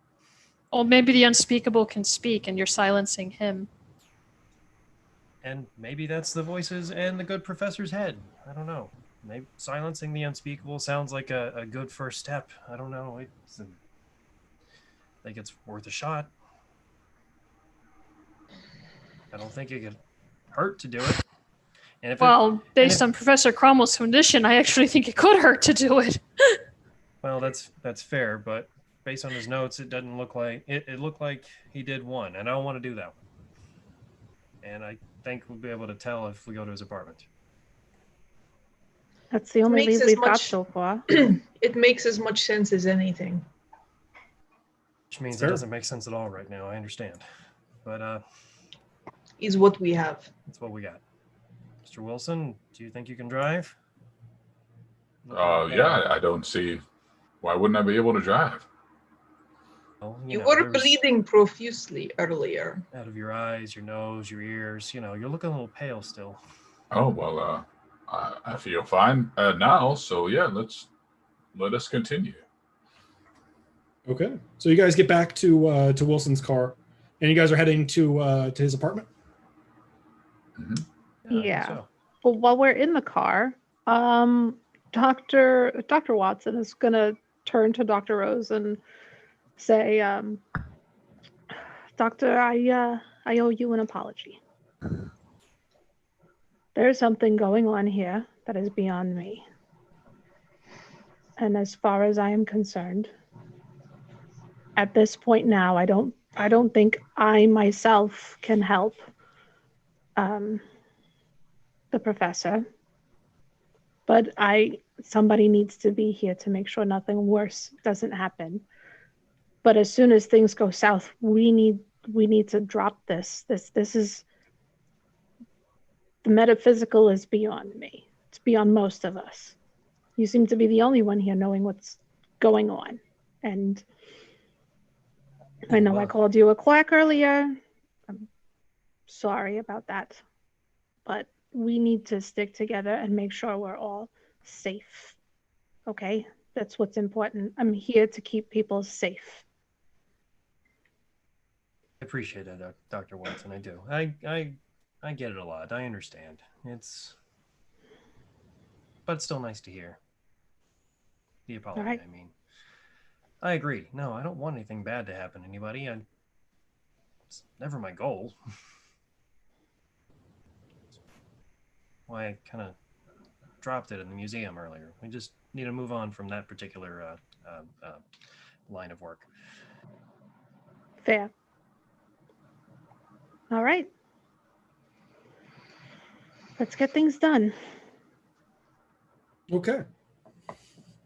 So you guys get back to Professor Cromwell's apartment. And as you go in, you see that the door has been repaired. So you still have the key that Lucy gave you. Who's going to go in first? I would like to volunteer. All right. So you unlock the door and you go inside. Place has been tidied up. We did not do this. We did not. Do you think Lucy? We did tell her. We told her her brother's apartment has been broken into. We told her that last night. There could have been a cleaning crew. I don't know how fast these things go. I will very carefully sweep the premises. Okay. Yeah. When you get back to the bedroom, Lucy is back there cleaning. Oh no. Hello. I wasn't expecting to see you all here. What can I do for you? I think she needs to leave.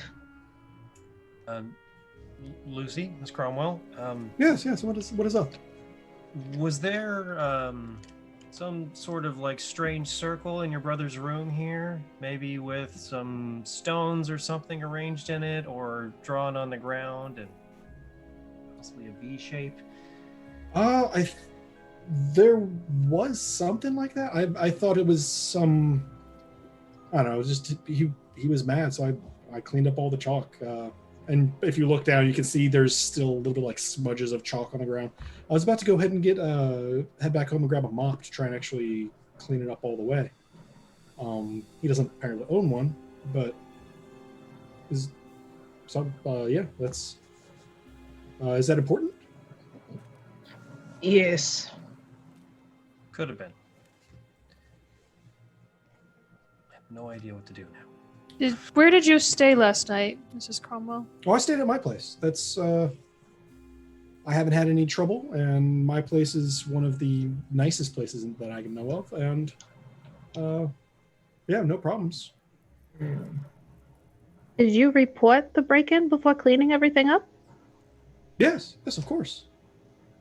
As soon as you came by, I went back to the police station, let them know, and then decided to do something about it this morning after the patrolman told me that they couldn't find anything. Okay.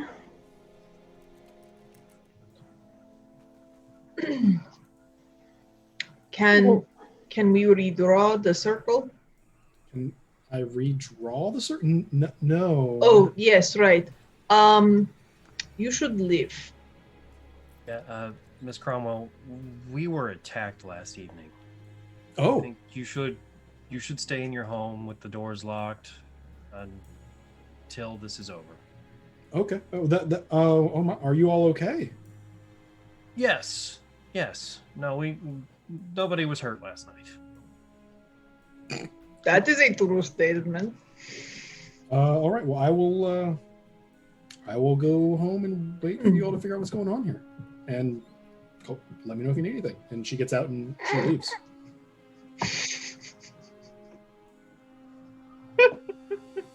Pretty cats, man. Cats are the best. I'm covered in cat fur now. Like it's like I'm wearing black. I should have picked him up. Yes, so back to the question. Can we redraw the circle? Maybe. I don't know. Were there stones? Were there stones, or were there just drawings on the ground? There was just drawings on the ground when you guys came drawings through. on the ground. Yeah, there were no objects actually scattered about besides what came from somebody tossing the place. Maybe we could visit Professor Cromwell and do it there? No, I'm not entirely sure Dr. Peterson would let us start lighting candles in his room. Point. I was just thinking the chalk circle would probably be drawn there. Well, if he was in the process of erasing it as we were leaving due to Dr. Rose's breakthrough. If that is what that was. I'm hopeful, but it wasn't actually a circle that's mentioned in the ritual. It's something about aligning 9 holy stones in the unholy delta, which is an upside down V. I assume the Greek letter delta? That's a fair assumption. Especially if there was talk of a V. That's the only reason that comes to mind. And bathe in the light of Aldebaran and the moon at full. Now that was for the original ritual.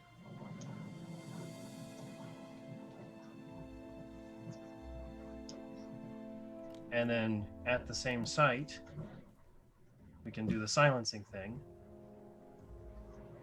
Does anybody know what an acacia tree looks like? No. Maybe if I knew a Russian word for it. There ain't many trees out in New York. I thought acacia was actually a pretty common tree. Hang on a second while I do some translating. Central Park. I don't She's know a if- Brooklyn gal. Okay. Also, now we're in Massachusetts, so Yeah, that's true. So Dr. Rose, you would know that there is some, being the parapsychologist, there is some superstitions around acacia trees. oh, okay. Yeah, but multiple religions and and cultures have things about them to deal with, whether it's signifying of death or identifying grave sites or showing helping to provide goodwill to the passed on, that kind of thing. And they're not terribly uncommon. Okay, that's something. Okay. Would I recognize it if I saw it? Yes. All right. Yeah, almost fern-like in its leaves, but it's a tree. Am I right in remembering they have thorns? Yeah, they have thorns. Okay. Yeah, they're like long ones, Yeah. right? Yeah, they're unpleasant. Yeah. Oh yeah, I stuck myself with one of those when I was a little kid. Oof. Yeah, so that's an Rough. acacia tree. Yeah. Okay. Yeah. All right. Thought so. We need. What are you guys gonna do? burning sprig of acacia. Maybe he has more here. I don't know if he ever enacted this ritual. I don't think he did. Oh, right. He might. I don't know. Well, you know there is a floral center in town. If you want to go buy acacia, they might have some there. I don't know. Do acacia flower? They do. Yeah. Oh, okay. Okay. Yeah, that's an idea at least. I'm gonna try and look at the floor a little bit and see if I can pick out the outline of that V where if any of it remains at all from the chalk. There's not really an outline of a V, but you do see 9 clean spots, like someone had drawn circles in the shape of a V. And so they're a little smudged now. So there is a little bit of dust in there, but those are very clearly they were blank spots there, with 1 at the center and then 4 going up each side. Still chalk in the room somewhere? Yeah, there's still chalk in the room. Chalk and redraw it best I can. Okay. Yeah. You that's the only part that's very obvious. The rest of it is like symbols and stuff that you've never really seen, or that you've seen in the other in some of the languages that you've been trying to decipher, but they're all smudged to hell and back. So it would be damn near impossible for you to actually be able to recreate everything except those circles. Okay. Do you have a diagram in his journal? I wonder if there's a picture of the original one in the stack of photos. Thinking. Yeah, let's check the photos. Okay. So you flip through the photos, and what you find Incan is temples. Oh yeah, she has the photos. Yeah. So yeah, you look for the photos, and you can't find the photos. I take them out of my jacket pocket and I say, in case we ran into those goons again, I didn't want them to get hold of them. Here you go. That was good Thanks. thinking. I'm impressed. It's something I would have done. Okay, so as you're looking through the photos, most of them are on the mosaics and murals on the walls, but 2 of them are taken of photos of the actual floor itself. You don't see any rings or anything around there, but you do see very clearly the marked out spots that Peter told you about, where there's the black almost like obelisk, or not obelisk, obsidian kind of stone going back throughout that. And again, while you're looking at this, there's a couple spots, especially on the murals, where it sort of tinges in yellow, but the entire yellow swirls on the floor are also kind of tinged in yellow. You can kind of see that. See the yellow in the black and white photo. Yeah, okay. Luckily, you already handled that stuff anyway. So When we're all done with this, we're going to burn all this stuff. Oh yeah. It's gone. So while you guys are hanging out back there and thumbing through photos, you hear a knock on the door. Oh no. It's a knock. It's not like someone kicking in the door and be like, "We're gonna kill you." Is there a peephole in the door? There is. I look through it. There is a policeman outside. Can I see his face? Is he one I recognize? You can see his face. You don't recognize him. It's a policeman. Who is it? It's the police. We have a couple questions. Who sent you? The police? Something you would name an officer. Like surely we got the name of the one who was watching us. Open the door. Corey. You did. Yep. Would you let Mr. Wilson talk to him, Lana? Fine. It's okay. So yeah, I'll head up to the door. Okay. And I'm still feeling okay, right? Like I don't. You feel you're still a little pale and. Yeah, but not overall. You feel okay. Like you didn't just lose 4 quarts of blood. And I'll open the door. Officer, how can we help you? Well, I saw you all were involved with the break-in last night, right? It was at your place. Yeah, that is correct, sir. It was Dr. Rose's place, yes. Yeah, we saw your automobile out here. Mm-hmm. And wanted to stop by and see what are you all poking around here, because there was Earlier, clearly a couple weeks ago, there was the gentleman in this place was hauled away by the authorities, and there's a lot of stuff happening. Yes, sir. That is actually why we are all here in this town, is we are working for this gentleman's sister to try and find out if we can determine why he is as sick as he is. All right, I see. And are you all? Because since you all showed up, there's been a lot of calls from you guys. Just wanted to make sure. Now, you aren't tied to the construction crew down there, are you? Down at Gooseberry? It's not you guys? Because there's also they're the only people that showed up at the same time you did. Yeah, we not have anything to do with construction, no, sir. All right. Well, as long as they're not friends of yours, then we're good. What are you all doing here? And he sort of sticks his head. Our jobs that we were paid to do. His sister gave us the key to this place so we could look at it and maybe figure out if any evidence for what happened to him. Okay. Anything else happened with you all last night? Because we had a patrolman stay with you, right? For which we are deeply grateful. Thank you. Just check, was everything okay? Any other? Yes. Yes. All right. Well, if you all are allowed to be here, please don't mess with anything. We had to break in and all that, but it looks like it's been cleaned up here. So please don't cause any more trouble. Go back and walk my beat now. Stay safe. And he leaves. This is Lana's "How dare you" look. Like, we have caused no trouble. Fuck you. Two of our locals here, or only two locals, recognize that Gooseberry is Gooseberry Island. It's sort of a point down south of the end of the town. It's not actually an island, but that's what they call it. Apparently there's construction happening there.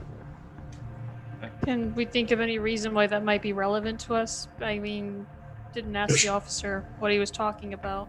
No, you didn't. No, but there should be no reason for construction to be happening down there. It's a state reserve.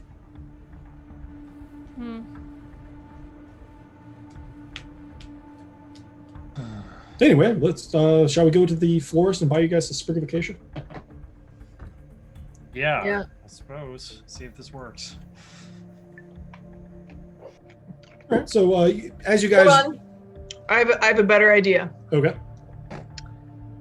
Let's find a friendly neighbor who's home. Why is this a good idea?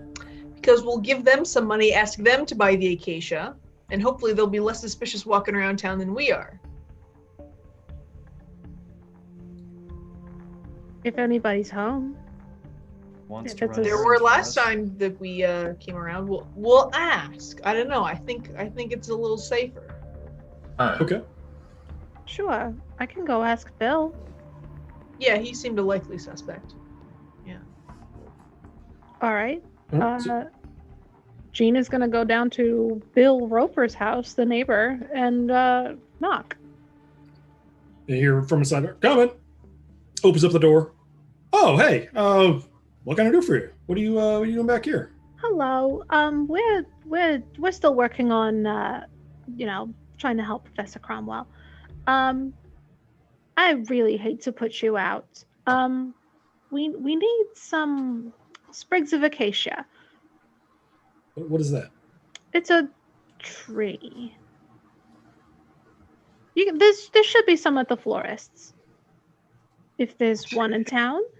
I mean, like, what's that got to do with me? There's a florist. I can give you directions.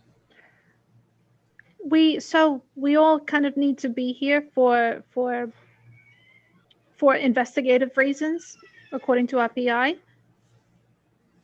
We were hoping you could possibly go to the florist for us. I've got cash. I'm really sorry to put you out like this. You don't have to. But well, this would help. This would help Cromwell. Help Gregory. We're hoping. He looks back inside. Yeah, I got some time. I can help you out with that. Thank you so much. Yeah, a couple dollars will probably cover it. I guess. I don't know how much does a flower cost. I don't often buy too many. Here, she's gonna hand him a $5. A 5. A 5er. That's a quarter ounce of gold. I'll put that. Yeah. And he runs along. Expenda. I hope Bill is going to be okay. Never see Bill again. He runs off with his $5. Wires the It's card quite goes. that much. Okay, yeah. So you have a couple minutes before he's going to get back. I really I'm hope watching we're the right windows. here. Yeah. That it doesn't drive us as crazy as the professor. Was able to make out any scribbles from the pictures at all that I could, I don't know, try and copy over?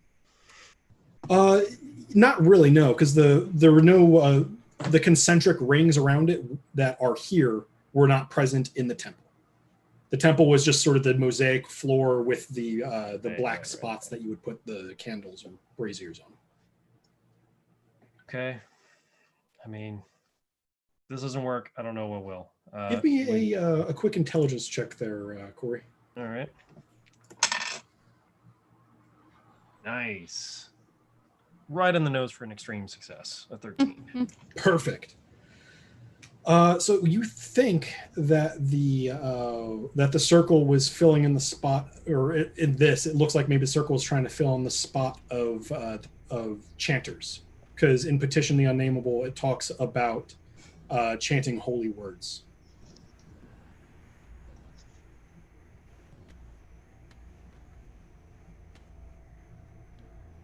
That drawing a circle around it was for chanting, or supposed to fill some sort of role as chanting. Okay.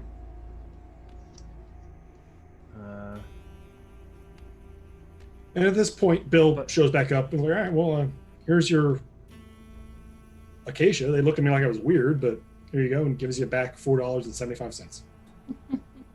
Thank you so An much. honest man. Okay, well, I'm gonna go back to my place. So you know, Bill. So you know, we are making breakthroughs. Oh, good. Seem to Good, be good, good. doing just a little better. So we're hoping that whatever Dr. Rose has planned here will help. This will really help. Thank you very much. Very good. I'm glad to hear that. I guess let me know if you need anything else. Absolutely. Thank you. And he books it. He's a nice man. Very I do nice. not hope he dies. Why would you even say that? Considering the circumstances, it's a good hope. He's a thing we would say in the battalion. I believe Okay. that. So what are you guys up to now? Think you all should go into the next room and I should close the door. Is that wise? I think it's wiser than you all being in the room with me. Oh, I see. Should what you're we? Is there a Aye. point at which we should come in if there are noises or something? Yeah, Is if I start there- screaming for help and bloody murder, yes, please Well- come in. Well, hang on. Is there a door in the apartment that doesn't have a lock? Like an interior door? Yeah, Yeah, the bedroom door. it doesn't have a lock on it at No, all. it doesn't have a lock. Okay. All right, then she's comfortable. We were gonna, Dr. Watson was gonna try to switch the locks if it was a door with a lock on it, so that he couldn't yeah. lock himself in. No, it's a one-bedroom apartment. There's no one else there. Great. Okay. So so you all file out of the room. Corey, what is Dr. Rose up to? And I take a position right on the door. I mean, like hand on the doorknob, ready to go on a moment's notice. So And I'm gonna be at the apartment door, alternating between the door and like the window out into the street, because something's gonna go wrong here. Maybe. My Murphy senses are tingling. All right, Corey, what are you doing? Okay, well, I think I'll probably go dig for some matches first in the kitchen, Okay. and Yeah, you find some matches. not that I could try and set this sprig of acacia on fire. Is there an You Is there an ashtray by chance? Yeah, absolutely. There's an ashtray. It's the 20s. Everyone everybody smokes. Yeah. You're gonna use the entire sprig or just break off a small part of it? Gently break off a small part of it. Thorns. And take an ashtray and set it at the apex of the V, and I'll light it on fire, like close the door, and I'll just like tell everybody, please try not to listen too hard. I don't, just in case. Okay, and set it in the V, and then I'll recite the words from the Silence the Unspeakable. Right, I guess. Okay. Yeah. So as you're speaking the words, the flame on the acacia starts to like flicker, like as if it was a windy day. There's no wind, and you're in the room, and it's so the flame starts to sputter a little bit and blow around. Then it goes out. Well, when I finished reading it? When you finish reading it, it just goes out. Okay. Maybe that's supposed to happen. And I'll open the door, and everybody okay out here? Yes, sir. Did I just kind of anything look at him happen? quizzically and. Yeah, nothing happened out there. It took him 30 seconds to read the thing, and that was it. Hey, I did it. I read the thing, and the stick went out. It literally blew out on its own. Are you sure it didn't just go out on its own for normal reasons? Did it go out on its own for normal reasons? Is there still stick there? No, there's no stick left anymore. Okay. I don't know. The timing was great. I don't know. It wasn't intentional on my part. Okay. Go ahead and give me an occult check there, Corey. I forgot you had that skill. That seems a useful thing to know here.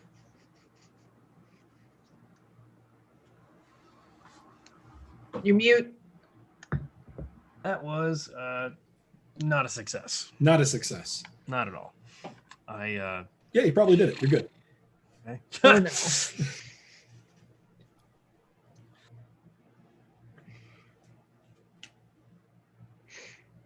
I don't know what to do now. Is that it? Is there anything more to do?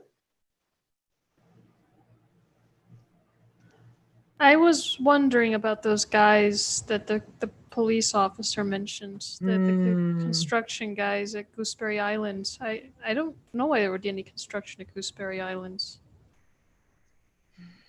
Maybe that is where we need to go.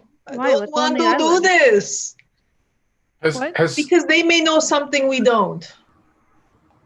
It just the officer made it sound like they were causing some sort of trouble, and I was just wondering if they were connected at all to Harold, that the individuals we ran into. Well, what's on that island? Why is construction on an island weird? You said it was a state reserve park, right? Yeah, it's state Mac? reserve. Yeah. So It's a park. What would they be constructing there? Wildlife reserve or something. Oh. Just go check on Professor Cromwell and see if he's better Dane now. again? We could call. If there's a phone in here, we could call. Oh yeah. oh yeah, hey, that's easier. It's way easier. Oh yeah, I'm like used to D&D where like unless we got sending stones, we gotta hoof it. Yeah, so there is a phone in the apartment. Cromwell's a cool guy like that. Does he have a phone book too? Yeah, so you can find or you can just talk to the operator. Either way, you get yourself connected to the front desk of the sanitarium. Bristol County Sanitarium, how can I help? May I speak to Dr. Peterson? Actually, I'm going to give the phone to Dr. Watson. You're way more respectable than I am. That's fair. That's very fair. It's true. And then after a minute, Dr. Peterson comes along. Dr. Peterson, how may I help? Hi, hello. This is Dr. Watson. Oh, Dr. Watson, how are you doing? I'm good. I'm inquiring about Professor Cromwell's condition as of the moment. Has anything changed? Oh, I mean, besides yesterday, where he was sort of, well, you were here for that. Not particularly. No, he seems to be fairly fine, pretty stable. Doesn't seem to be quite as obsessed with drawing on the walls now. You moved him to a room without all of that. And he seemed okay, but he's still kind of manic and talking to himself. Fine. Anything else happening out there? Get any new leads?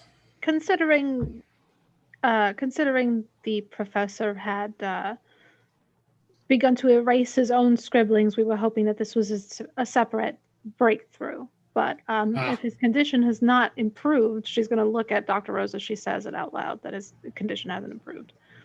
Since his condition has not improved, I guess that's all I'm checking up. I'll probably call one more time later today. We're trying to figure things out. All right. Well, I'm sorry to give you disappointing news, but he's more or less exactly how you saw him last time. Removing him from his scribbles did seem to help calm him down. We've cleaned the room, of course, but he's still not all there. But no improvements from yesterday. He's not mumbling anything new, anything different. It doesn't I know seem you so. don't No. write anything down as far as his mumblings, but No, its behavior seems stable. okay. Well, thank you very much. I will probably be calling again later today. All right. I look forward to your call. Thank you. Hangs up. I don't know how sure we are we did this right. The professor's stable. They moved his room. He's still mumbling, but he's not as persistent on writing, the doctor said. Sign. That's a good sign. I think I call that an improvement. A little huffy.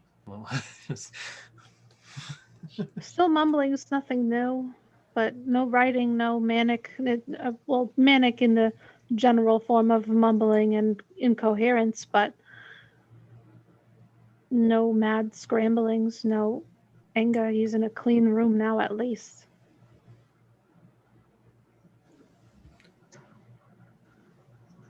All right. Now what?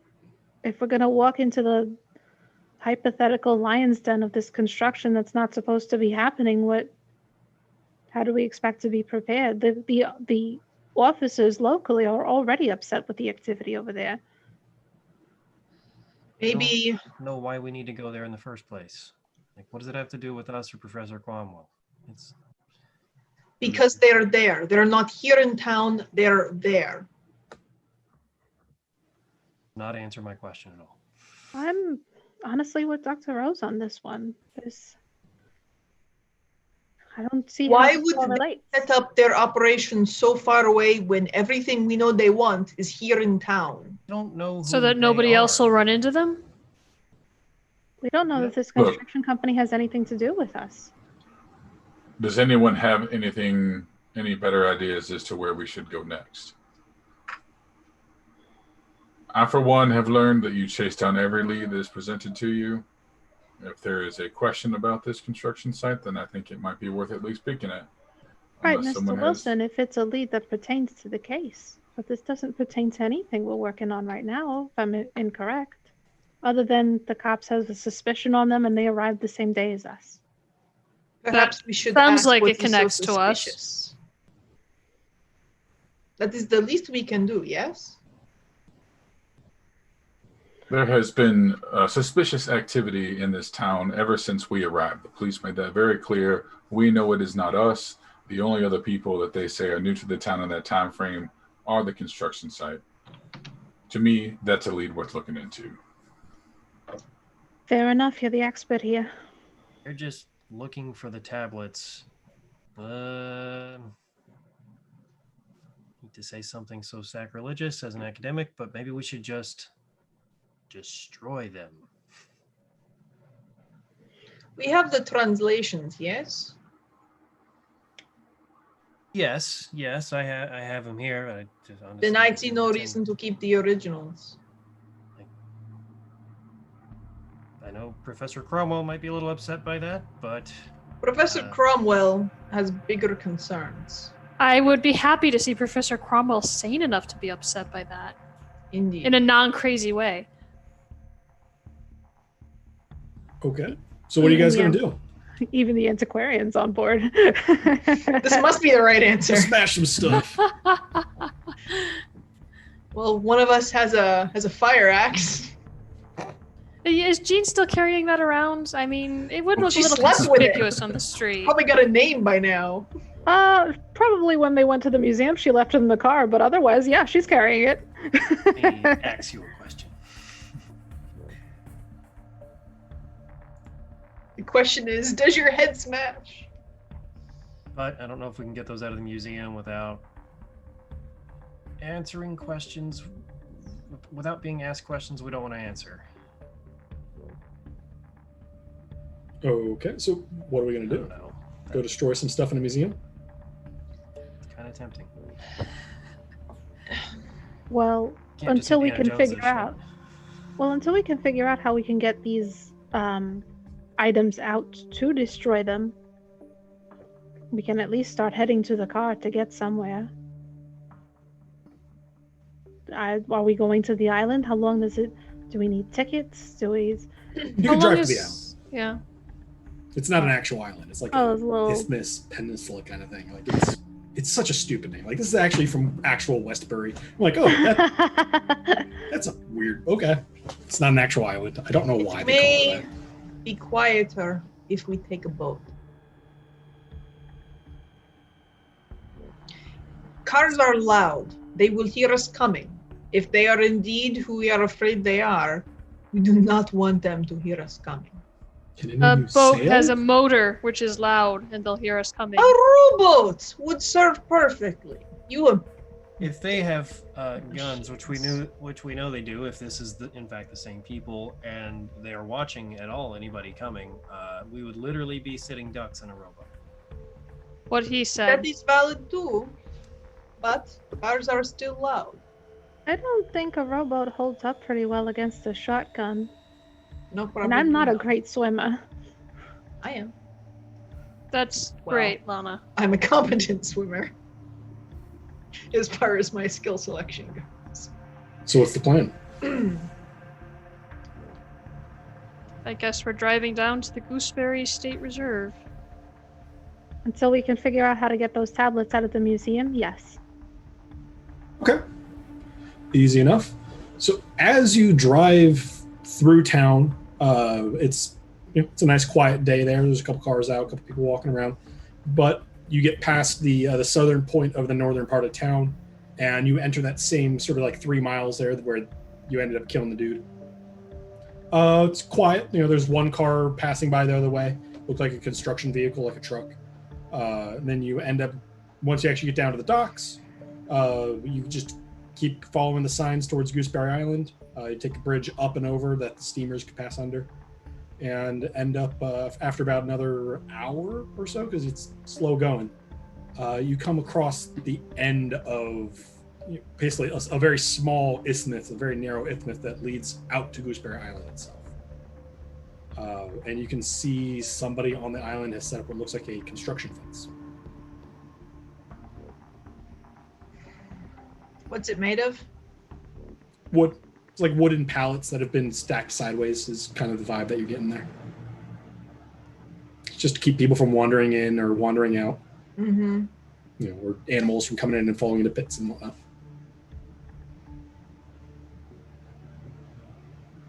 If everyone is okay with it, I will scout. Any kind of activity that we notice at all? No, you don't see anybody on this side of the fence. What about on the other side of the fence? It's a fence. You can't see through it. Chain link like a fences can be construction seen through. Yeah, You said it's these are wooden, pallets. These are Oh, wood. sorry. That's why I asked what's it made of. So it's mainly blocking line of sight. I have no objection to the soldier scouting ahead. Okay. Fair enough. So take my trusty carbine, loaded, and kind of stealthily check around. But All I right, don't go think ahead we're and going roll to stealth, because By the way, I have a noob question here in the last part of our short shot. Sure. Should I be adding any part of my characteristic to my skill number? Nope. Because I thought I remember the book saying something like, firearms goes off of dex. I'm like, okay, well, I need some good dex. That math should have already been accomplished when you were... Oh, okay. Yeah. Got it. All right. So you want a stealth roll, you said.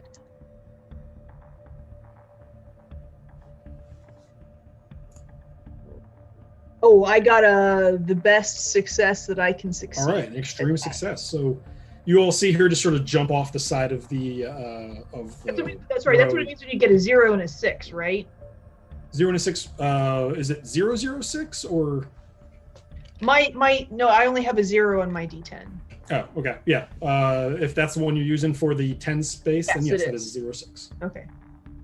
So you see her just sort of walk off on the side of the road. She just disappears. She's like a tree ninja. Yes, I don't know. After a few minutes, Ruslana gets up to the fence itself, and no one's noticed her. And as she's sort of like looking through the gaps in the fence, like between the panels, you can see in there, there's a couple of cars. One of them is a black Model T. There looks like there's a truck there.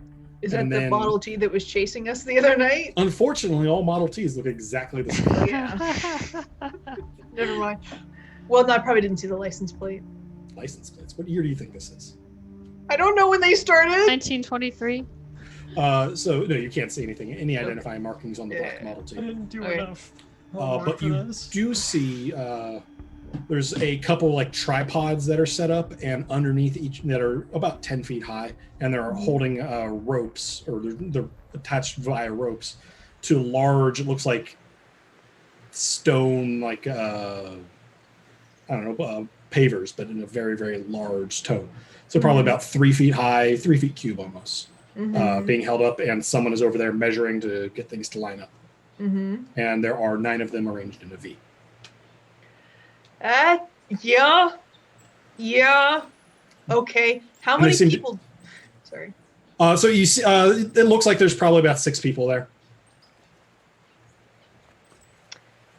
I'm in luck. I have 6 bullets. Okay, no. I'm not Vasily, okay? Then I'll have 1 to spare. My name is Ruslana, not Vasily. Do I see anything explosive looking? Explosive looking. We need a force multiplier, okay? Or at the very least, a fucking big distraction. No. There's like gas tanks on cars, but there's not like dynamite. They're here to set up a ritual. I don't know what you... This is amazing. It's a 6 people. Are there any buildings or like makeshift buildings that more could be hiding in? There is. It looks like an officer's tent, so it's a short-walled tent with with a cloth roof. Okay.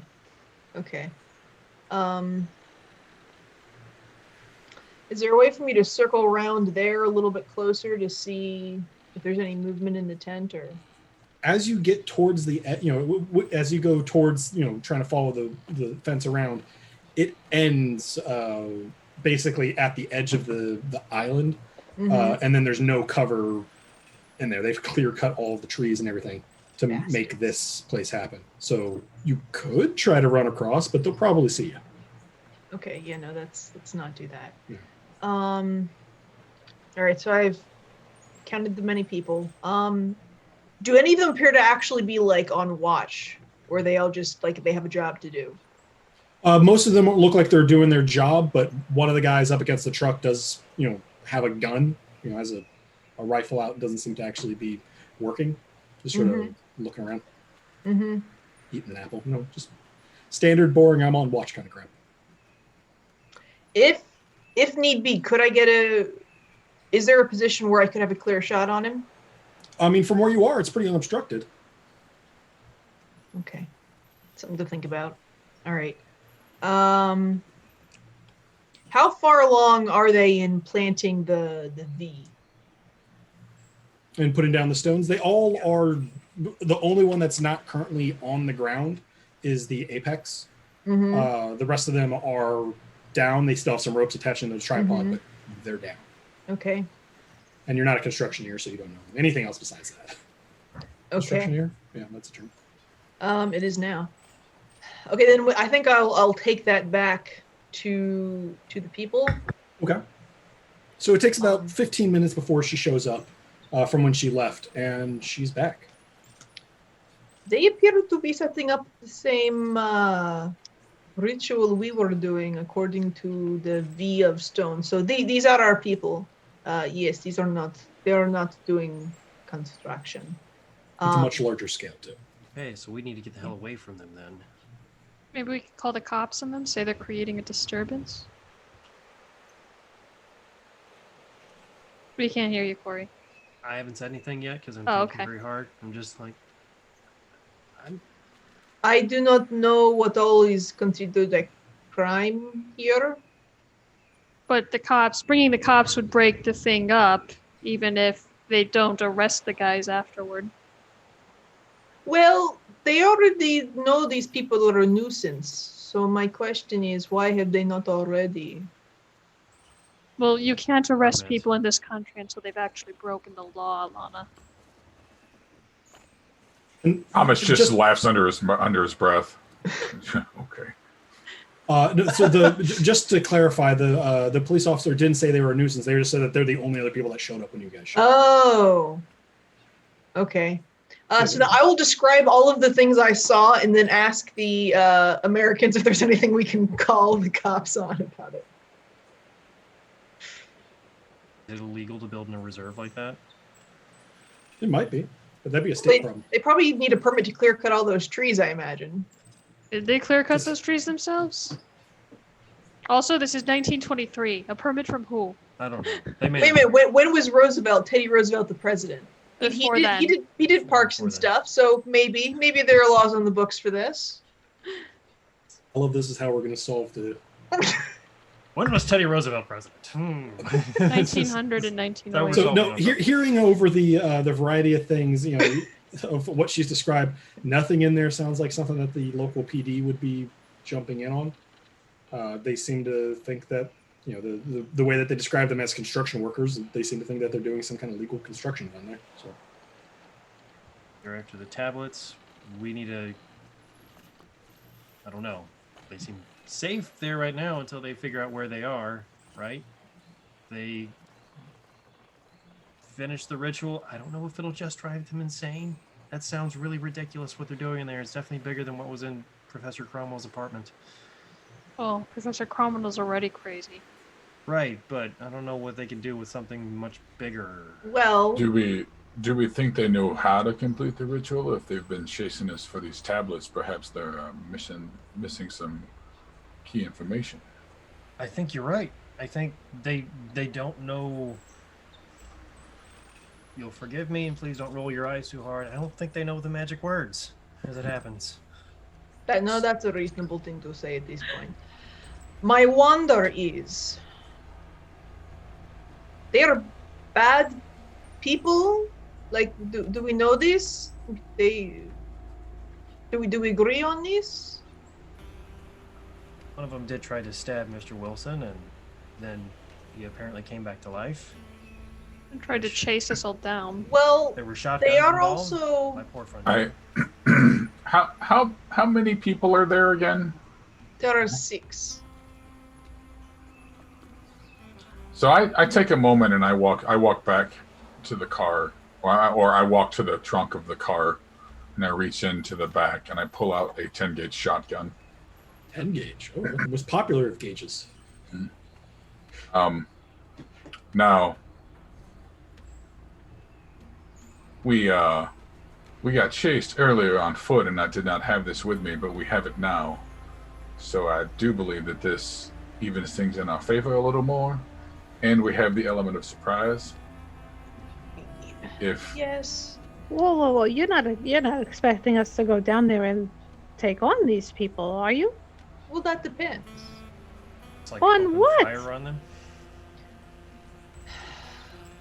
Well, look, my wonder is, they're trying to do the same thing we were trying to do. You mean to But they can't. wait? If- So But if they're trying to do the same thing we were trying to do, maybe we let them. unless They just they're- go crazy. What if they're trying to do the same thing the doctor did, or something else on one of these other tablets that I don't know what they say yet? Is the V for all of them, or is the V only for the silence?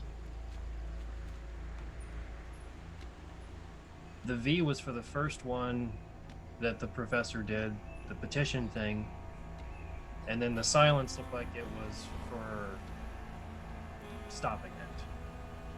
So they could be doing the petition as well. I do not mean to volunteer you, Dr. Rose, but if we get you over there to see what Lana saw, could you maybe make heads or tails of the arrangement to see if they're doing what we're trying to do or what the professor was trying to do? Or is it all the same circle, just with different words? Based on what Lana said, it sounds like it's the same thing. And really, all I did was just draw 9 circles. It looks like they have 9 stones in the same arrangement. It's just on a much larger scale. Oh, I would rather not get closer. It sounds the same, though. Yes. All right. So what are we gonna do here, guys? They only have one man on watch. I can take him out. I don't like our chances in a direct confrontation. I think our best bet is that these guys need these tablets, and if we go to the university and destroy those tablets, then they don't have what they need. Will we be destroying what we have as well? The translations, the pictures? My full intent. Kind of want to know what these last couple ones do first. It sounds to me like we may need what they are building in order to do what we were trying to do at the apartment. They're not going to just leave if we ask.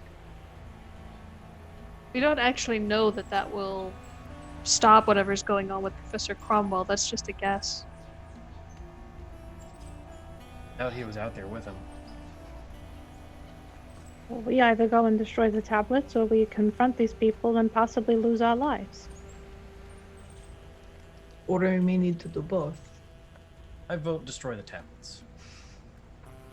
So while you guys are sitting here talking, you start to hear far off like the rumbles of an engine coming from back up on the road that you guys just came down. Uh-oh. We need to make a decision now. I vote destroy the tablets. I vote we get out of here now and destroy the tablets. Yes. Seconded.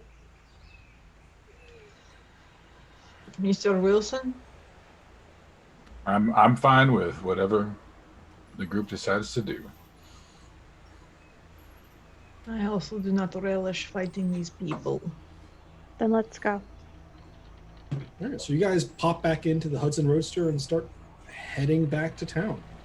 After about 5 minutes, you end up passing another small car, about Model T size again, and they just sort of look at you as you're coming by. You don't recognize anybody in the car, but they just sort of they're sort of eyeing you as you go by, and they just keep going down the road. You keep driving unless you have a reason not to, and you're going back to the university. Yes. Yeah. Okay, so you get there, and you okay, Jess? Sorry about that. Just a misclick. No worries. All right, so you get back to the university, and as you approach the building that has the museum in there, you find a parking spot and get out. Maybe we need not destroy the tablets completely.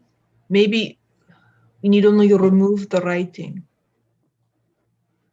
So that might be a quieter thing to do that we do not need to remove them for. Let's go in and see. Let's go ahead and find out. All right, so you walk in. The librarian greets you again merrily. Oh, hello, welcome back. Thank you, miss. I'm assuming you're going back there to continue looking at the All right. Well, fair enough. I'll be here if you need me. Is there anyone else? Is there anyone else around, or is it just her? She's the only one there, right? There's a couple students like studying or looking at books in the library section. I'm gonna stay and just small talk her while they go back and keep an eye on everybody. Sure. Yeah. So she's sitting there talking with you, and she's like, "Oh yeah, it's I'm glad to see you all are back and doing okay. I'm trying to help the professor out. That's really nice of you." Yeah, and just carries on with babbling conversation like that. You all go through the museum, and when you get to the other door, as you start opening it up, the room is brighter than it was the last time you guys were there. Almost as if somebody had opened a very large window. We're too late. We don't know that yet. We check where the tablets are. Yeah. So as you completely open the door, the loading bay door is open, and people are moving those trunks into a moving van, or into the construction van that you guys saw leaving, leaving the dig site. Yet. And they see you, and they all pause for a second. Oh my God, can we help you? We were going to take a look at these tablets. We're working on the problem of the professor who was studying these earlier. Where were you going to take them? Step away and go find Mr. Wilson real quick. So you back away. Yeah. Dr. Rose out. Yeah. So as you're saying that, they're just sort of looking at you quizzically, and we're taking them to be looked at also with the history department. Where are you taking them exactly? To the history department. Okay. And you're with the university? Yes, we are. Can I see some sort of ID? No. Who are you? And then the other guys keep working on it, and just the big guy that's talking to you is just, the hell do you want? We're the personnel assigned to help Professor Cromwell. Yeah, that's great. We wish you the best of luck. We have jurisdiction over this. This is stuff we found that we've put over here. And we would be wise to just leave it here. Yeah, well, with orders to change, we're moving it, and they get the last box in and start closing up the truck doors. No. Good luck. Has there been time for me to come back in the room? Yeah, he runs back and he grabs you now. Okay. So as the door's locked, I walk into the room with my pistol drawn. Oh. Excuse me, sir, you're not taking those. I think we are. We are. we are. I just continue to walk towards him with my pistol pointed at him. Those belong to the university, and you are 100% not part of it. You will leave them here, where we will deal with them as we choose. So as you're approaching him, one of the guys that was, that just locked up the door sees that and pulls out a pistol to try and take a shot at you. Mm-hmm. Where are my dice? I didn't take my carbine in here. No, you didn't. Okay, I completely failed. Just the shot goes off and ends up hitting a wall. Excuse me while I pull up all of everybody's stuff. All right. So, what are we going to? Everybody's in the room now, right? Mm-hmm. Okay, so with the shot going off, everybody else, all the other workers start pulling out pistols and shotguns from the car or from their belt, and they're gonna make this happen. But yours is ready. I turn to the other four, and I just have this kind of like, oh shit look on my face. Well, that didn't work, and I start running back the other way. Okay. Because I've done the math. I know that one pistol does not do well against all those other... Yeah, 5 guys. 5 guys. So... Jean is going to look for cover and start reaching for her Derringer. Derringer, okay. Yeah, you managed to find a spot you can either dive back into the museum or try and find cover deeper inside of the warehouse. Deeper inside. She Deeper wants inside she wants a place with a good view of the van. Okay, I mean where you're standing is a pretty good view, but yeah, you can absolutely find a spot there that will give you some cover there. So you run over there. All right, what are the rest of y'all doing while everyone else is fumbling for their guns? Throwing myself behind a crate somewhere. And, Okay. And I'm going to start digging out the paper that has the Ballad of Carcosa on it. Ah, okay. There we go. I like it. Don't. Is the van still open? No, the van is closed. Okay, I go in a different direction from Dr. Watson, and I also look for cover and pull up my Derringer. Okay. How many are there? There's 5 of them. 5. You said they've closed the back doors of the van, but they closed like the driving doors of the van. The driving door is on the other side of the van, so you can't really see it. The van is outside. It was just backed up to the storage room.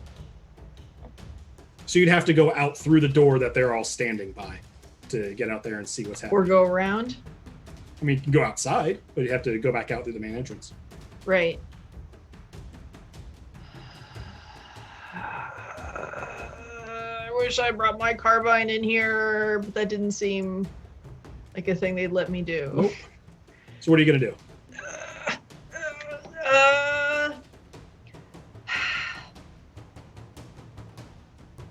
Keep them busy. And I'm going to go all the way around, and I'm going to try to drive their van away. Or at least come at them from the far side. Okay, so that's going to take a while. So you go out. You're in the museum at the moment. Yeah. So the gentleman that in the museum right now we have both Gareth and Lana, and everybody else is taking cover in the warehouse. Yes. Yep. Taking cover. Except for Gareth Wilson, who decided to run away. Yep, into the museum. All right. So the one guy fires a shotgun at Lana as she dives out of the room.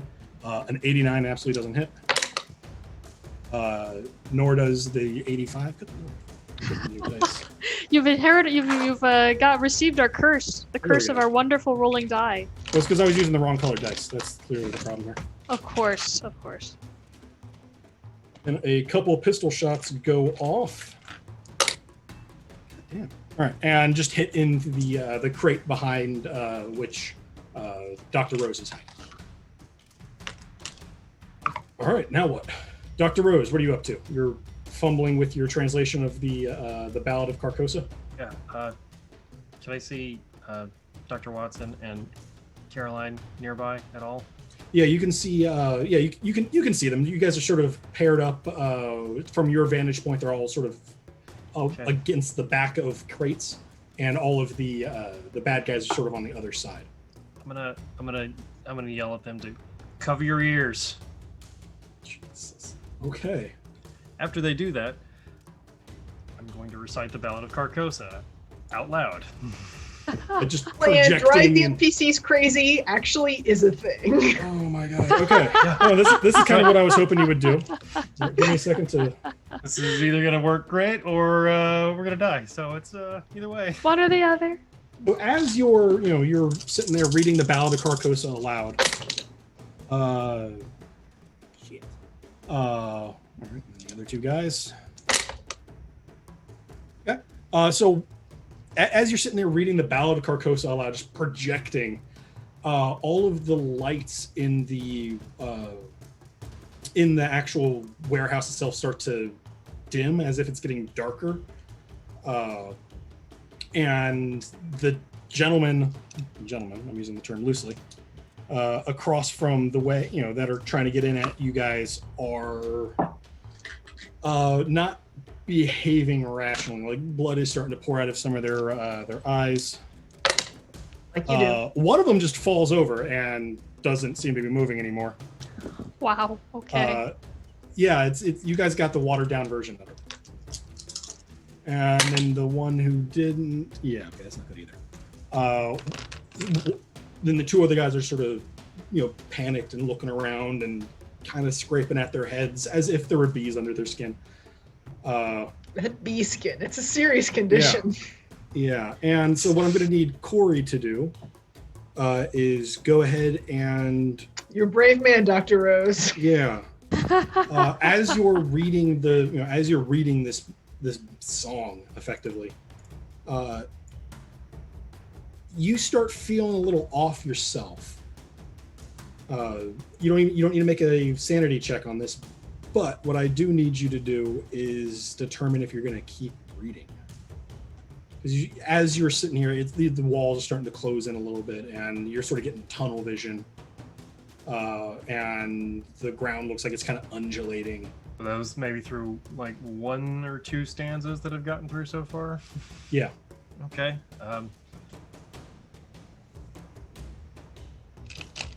Yeah, I'm gonna finish it.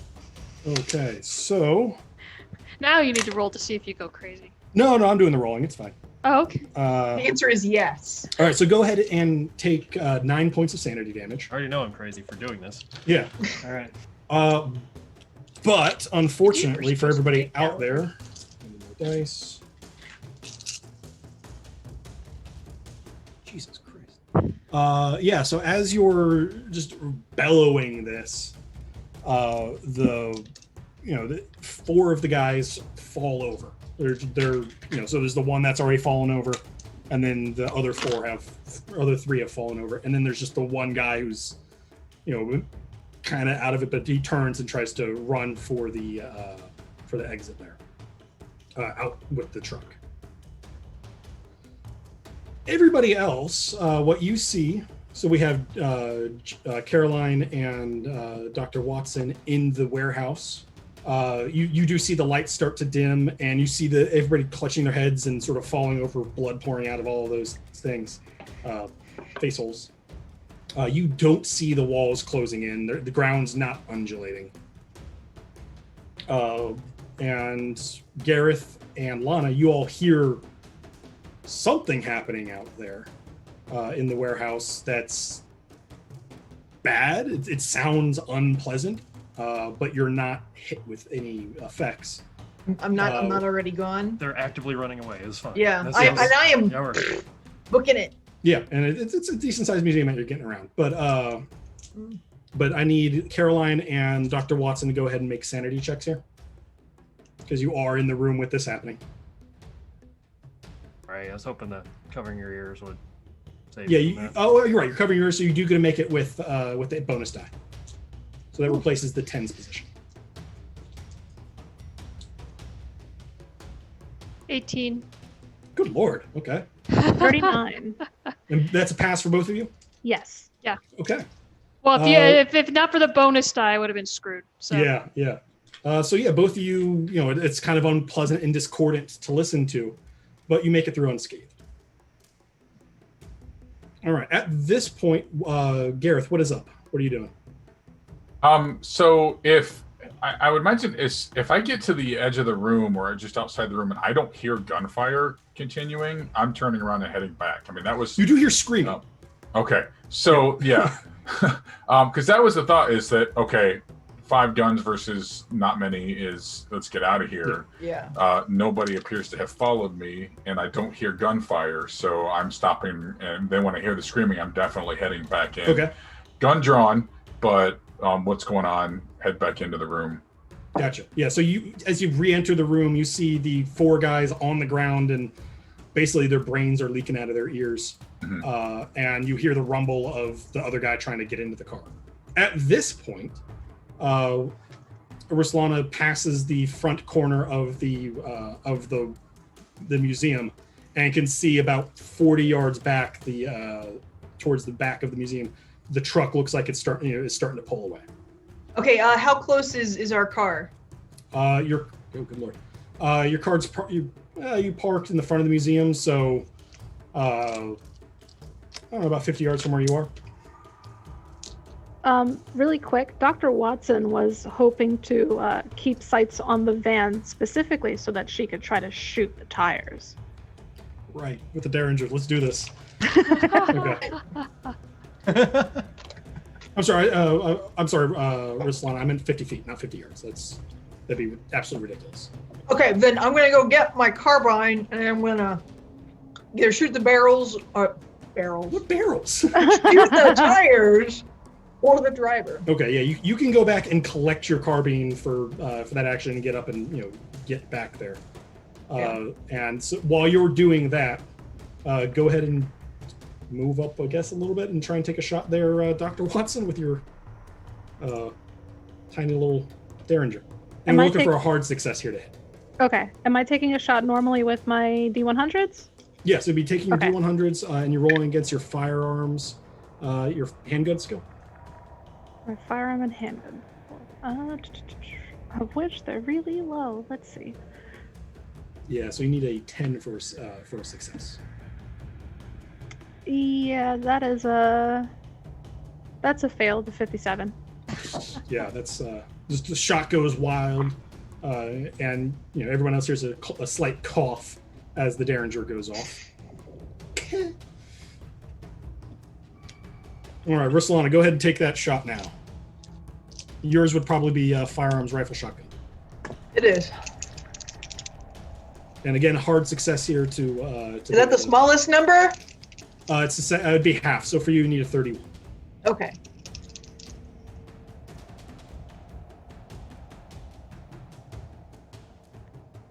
Actually, no. Oh. Reload. Do it again. All right. Well, while you're reloading there, Thomas, what are you up to? So again, so nobody's attacking anything, right? No. Now, so you've stepped back in. Jess or Dr. Watson has stepped out and is taking the shot at the car, completely missed. Right. Okay. And again, there's 4 dead bodies on the floor. Okay. But the truck is Starting to drive. It's just starting to. Okay. Well, then I'll also attempt, and again, I'll want to keep running closer to it. Okay. And I will also attempt shooting at the tires. Okay. Go ahead and make a firearms check. Mm-hmm. And look for a hard success to hit the tires. Hard success on a firearms check is, let's see here. 25 feet. Should be 22, right? No, because you're using your handgun, right? Yeah, my firearms is a 45, which would make my No, I'm looking at your firearms. Handgun is at 50. Handgun and rifle are 2 different numbers. I'm just going off the one that you passed me. Okay, no, that's fine. I must have changed it because the one I have it says 45, but that's cool. Okay, then I won't do what I was going to do, and I just have no, I did not pass that. So. All right, and what is Anna? What's Caroline up to? Well, I was originally planning to shoot at the tires myself, but I mean, we've already tried that so many times. Yeah, everyone's just like, pow, pow, pow. What the hey? One more roll. You never know. Yeah, this could be the one that actually, solves it. No. Nope. No, it's not. It's not like it happens in the movies, then. Yeah, it's hard to shoot tires. What do you mean real life's not like Is Hollywood? it any That's easier not to fair. shoot the driver? This isn't even real life. It might be. even They're a bigger see target, and Imaginary. I mean, she can see him because she's basically flanking the truck. You want to take a shot at the driver? Me? Yeah, sure. Why not? No, not you. No, Lana. Oh, okay. Oh, yeah, then of course. Yeah, because you're the one who asked, and you're the one outside. Everybody else can just see the back of a truck moving away. Yes! Yes! I got a 21! You just shot somebody in full public view of the university. Yeah, you did, but there's consequences later. Go ahead and roll for your damage on that one. For carbine, that'll be... It's I say 2d6. Yeah, that sounds right. That's a 7. That's a 7. Okay. Yeah, so... There's some of us here that would kill. Yeah, there are.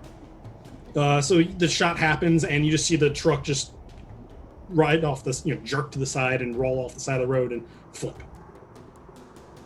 The truck is now on its side. Mm-hmm, mm-hmm. So what are you guys doing now? I run for it.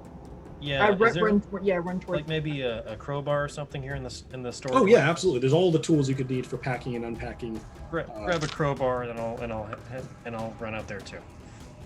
Okay.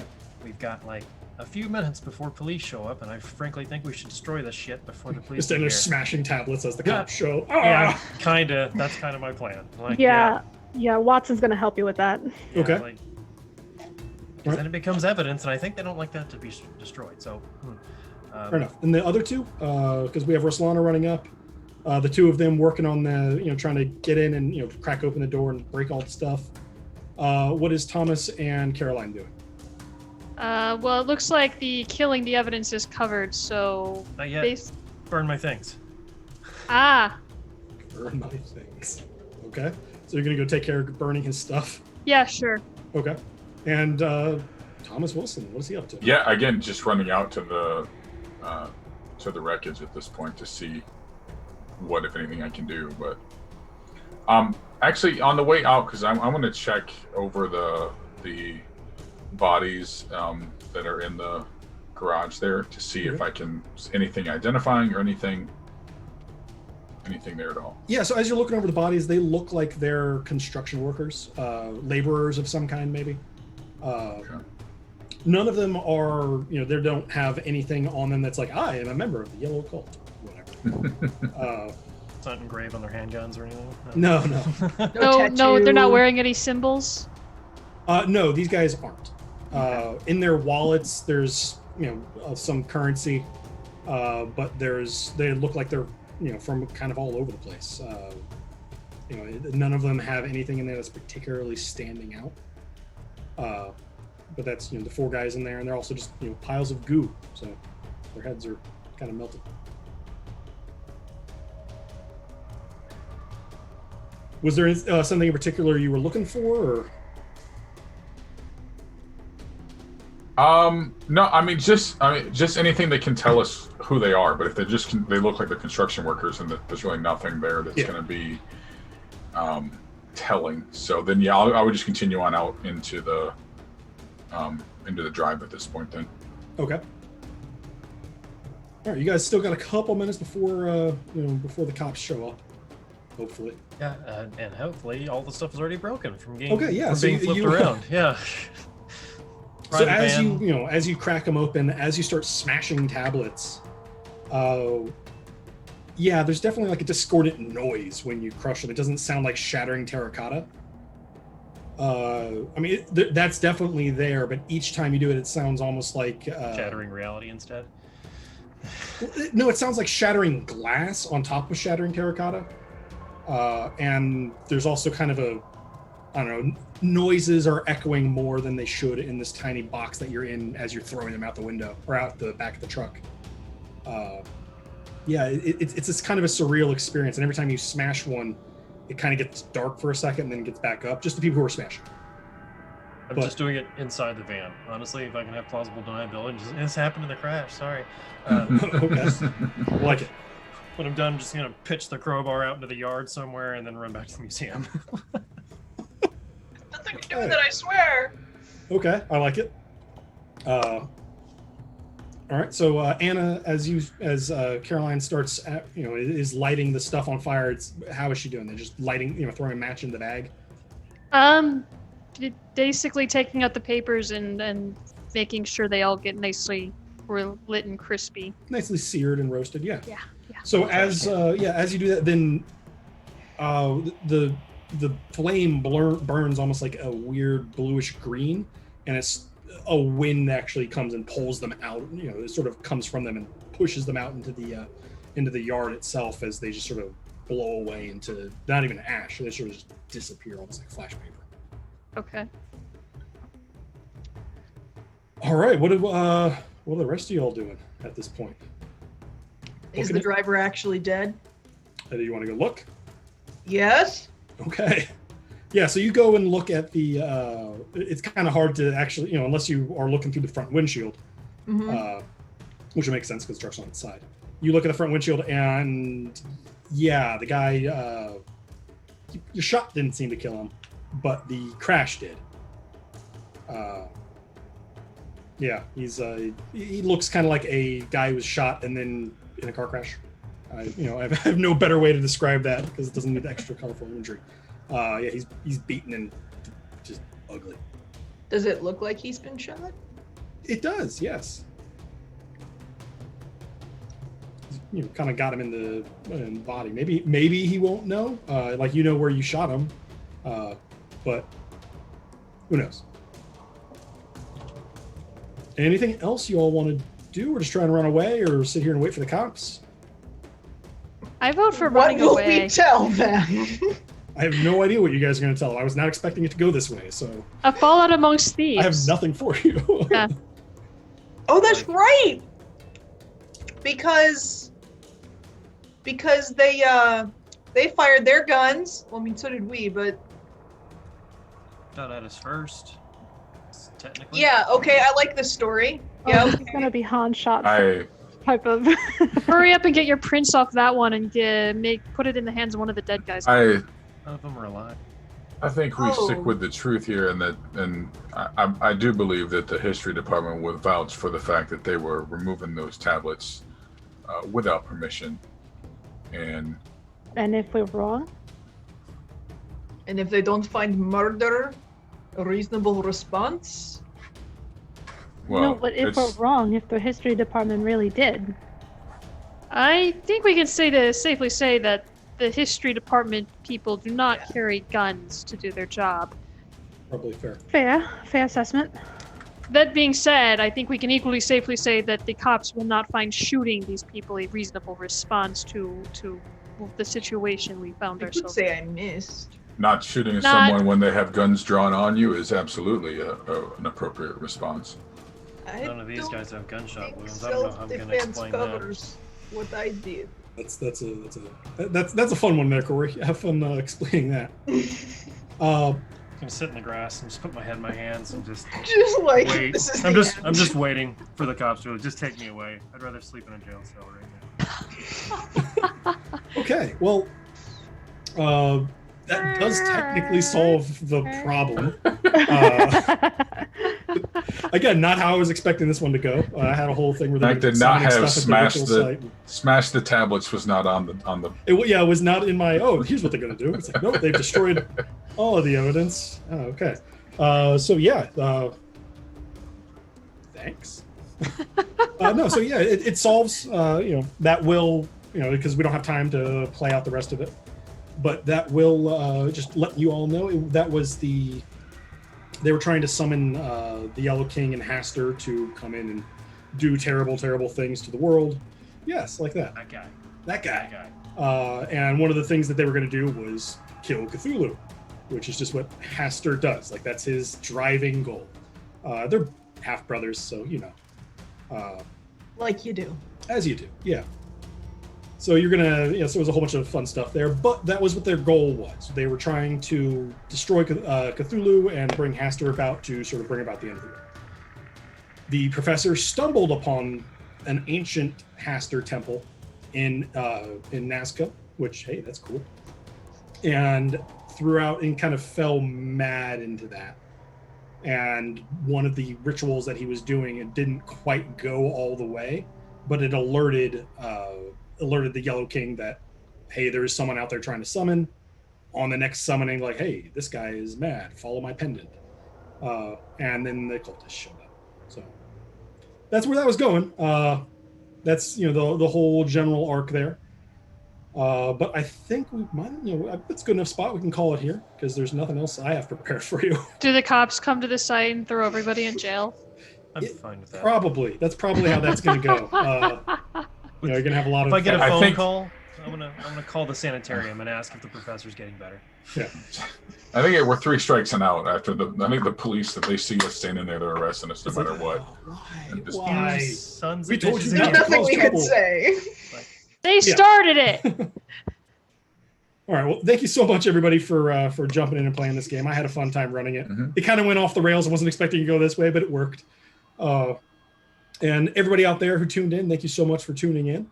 I know I had fun. I'm hoping everybody had fun playing. So let's do one last round, go around the horn and say where you can find our players. Michelle, actually, yeah, Michelle, you're first.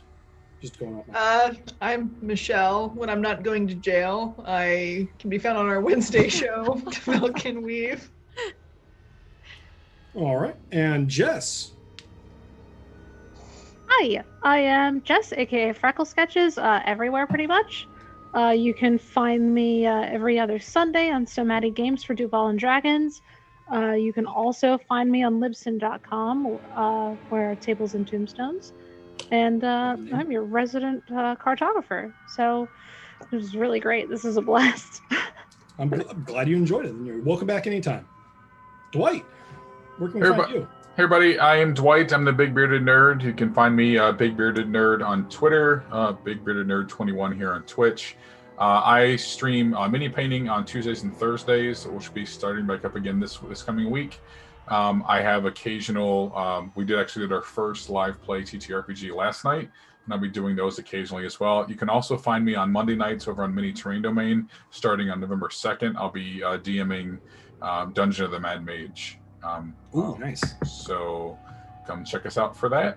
It was a pleasure. I love Call of Cthulhu. I love playing other options. I've been playing D&D for a long time, but I'm really enjoying other options, and Call of Cthulhu is quickly becoming one of my favorites, or has been for a little bit now. But yeah, simple system. It's great. So it's a blast to play. So thanks for having me. I hope to be on some of your games again in the future. So I think we can make that happen. Yeah. All right. Rounding around the horn, Corey, where can we find you? I, Dr. Rose, am the deadliest Call of Cthulhu player this evening. Yeah. Yeah. That was, again, not what I was expecting. Made an academic and had the highest body count.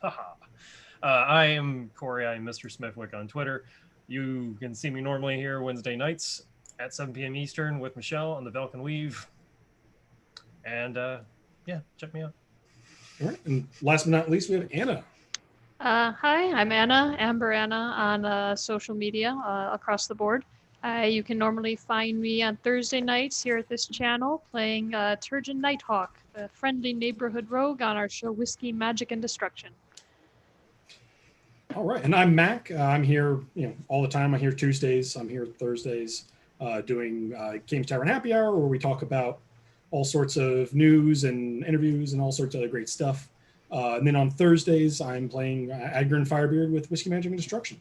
So thank you so much for tuning in, everybody. We had a great time running for you. I hope you enjoyed watching, and to my players, I hope you enjoyed playing. If not, I'm just not going to talk to you again.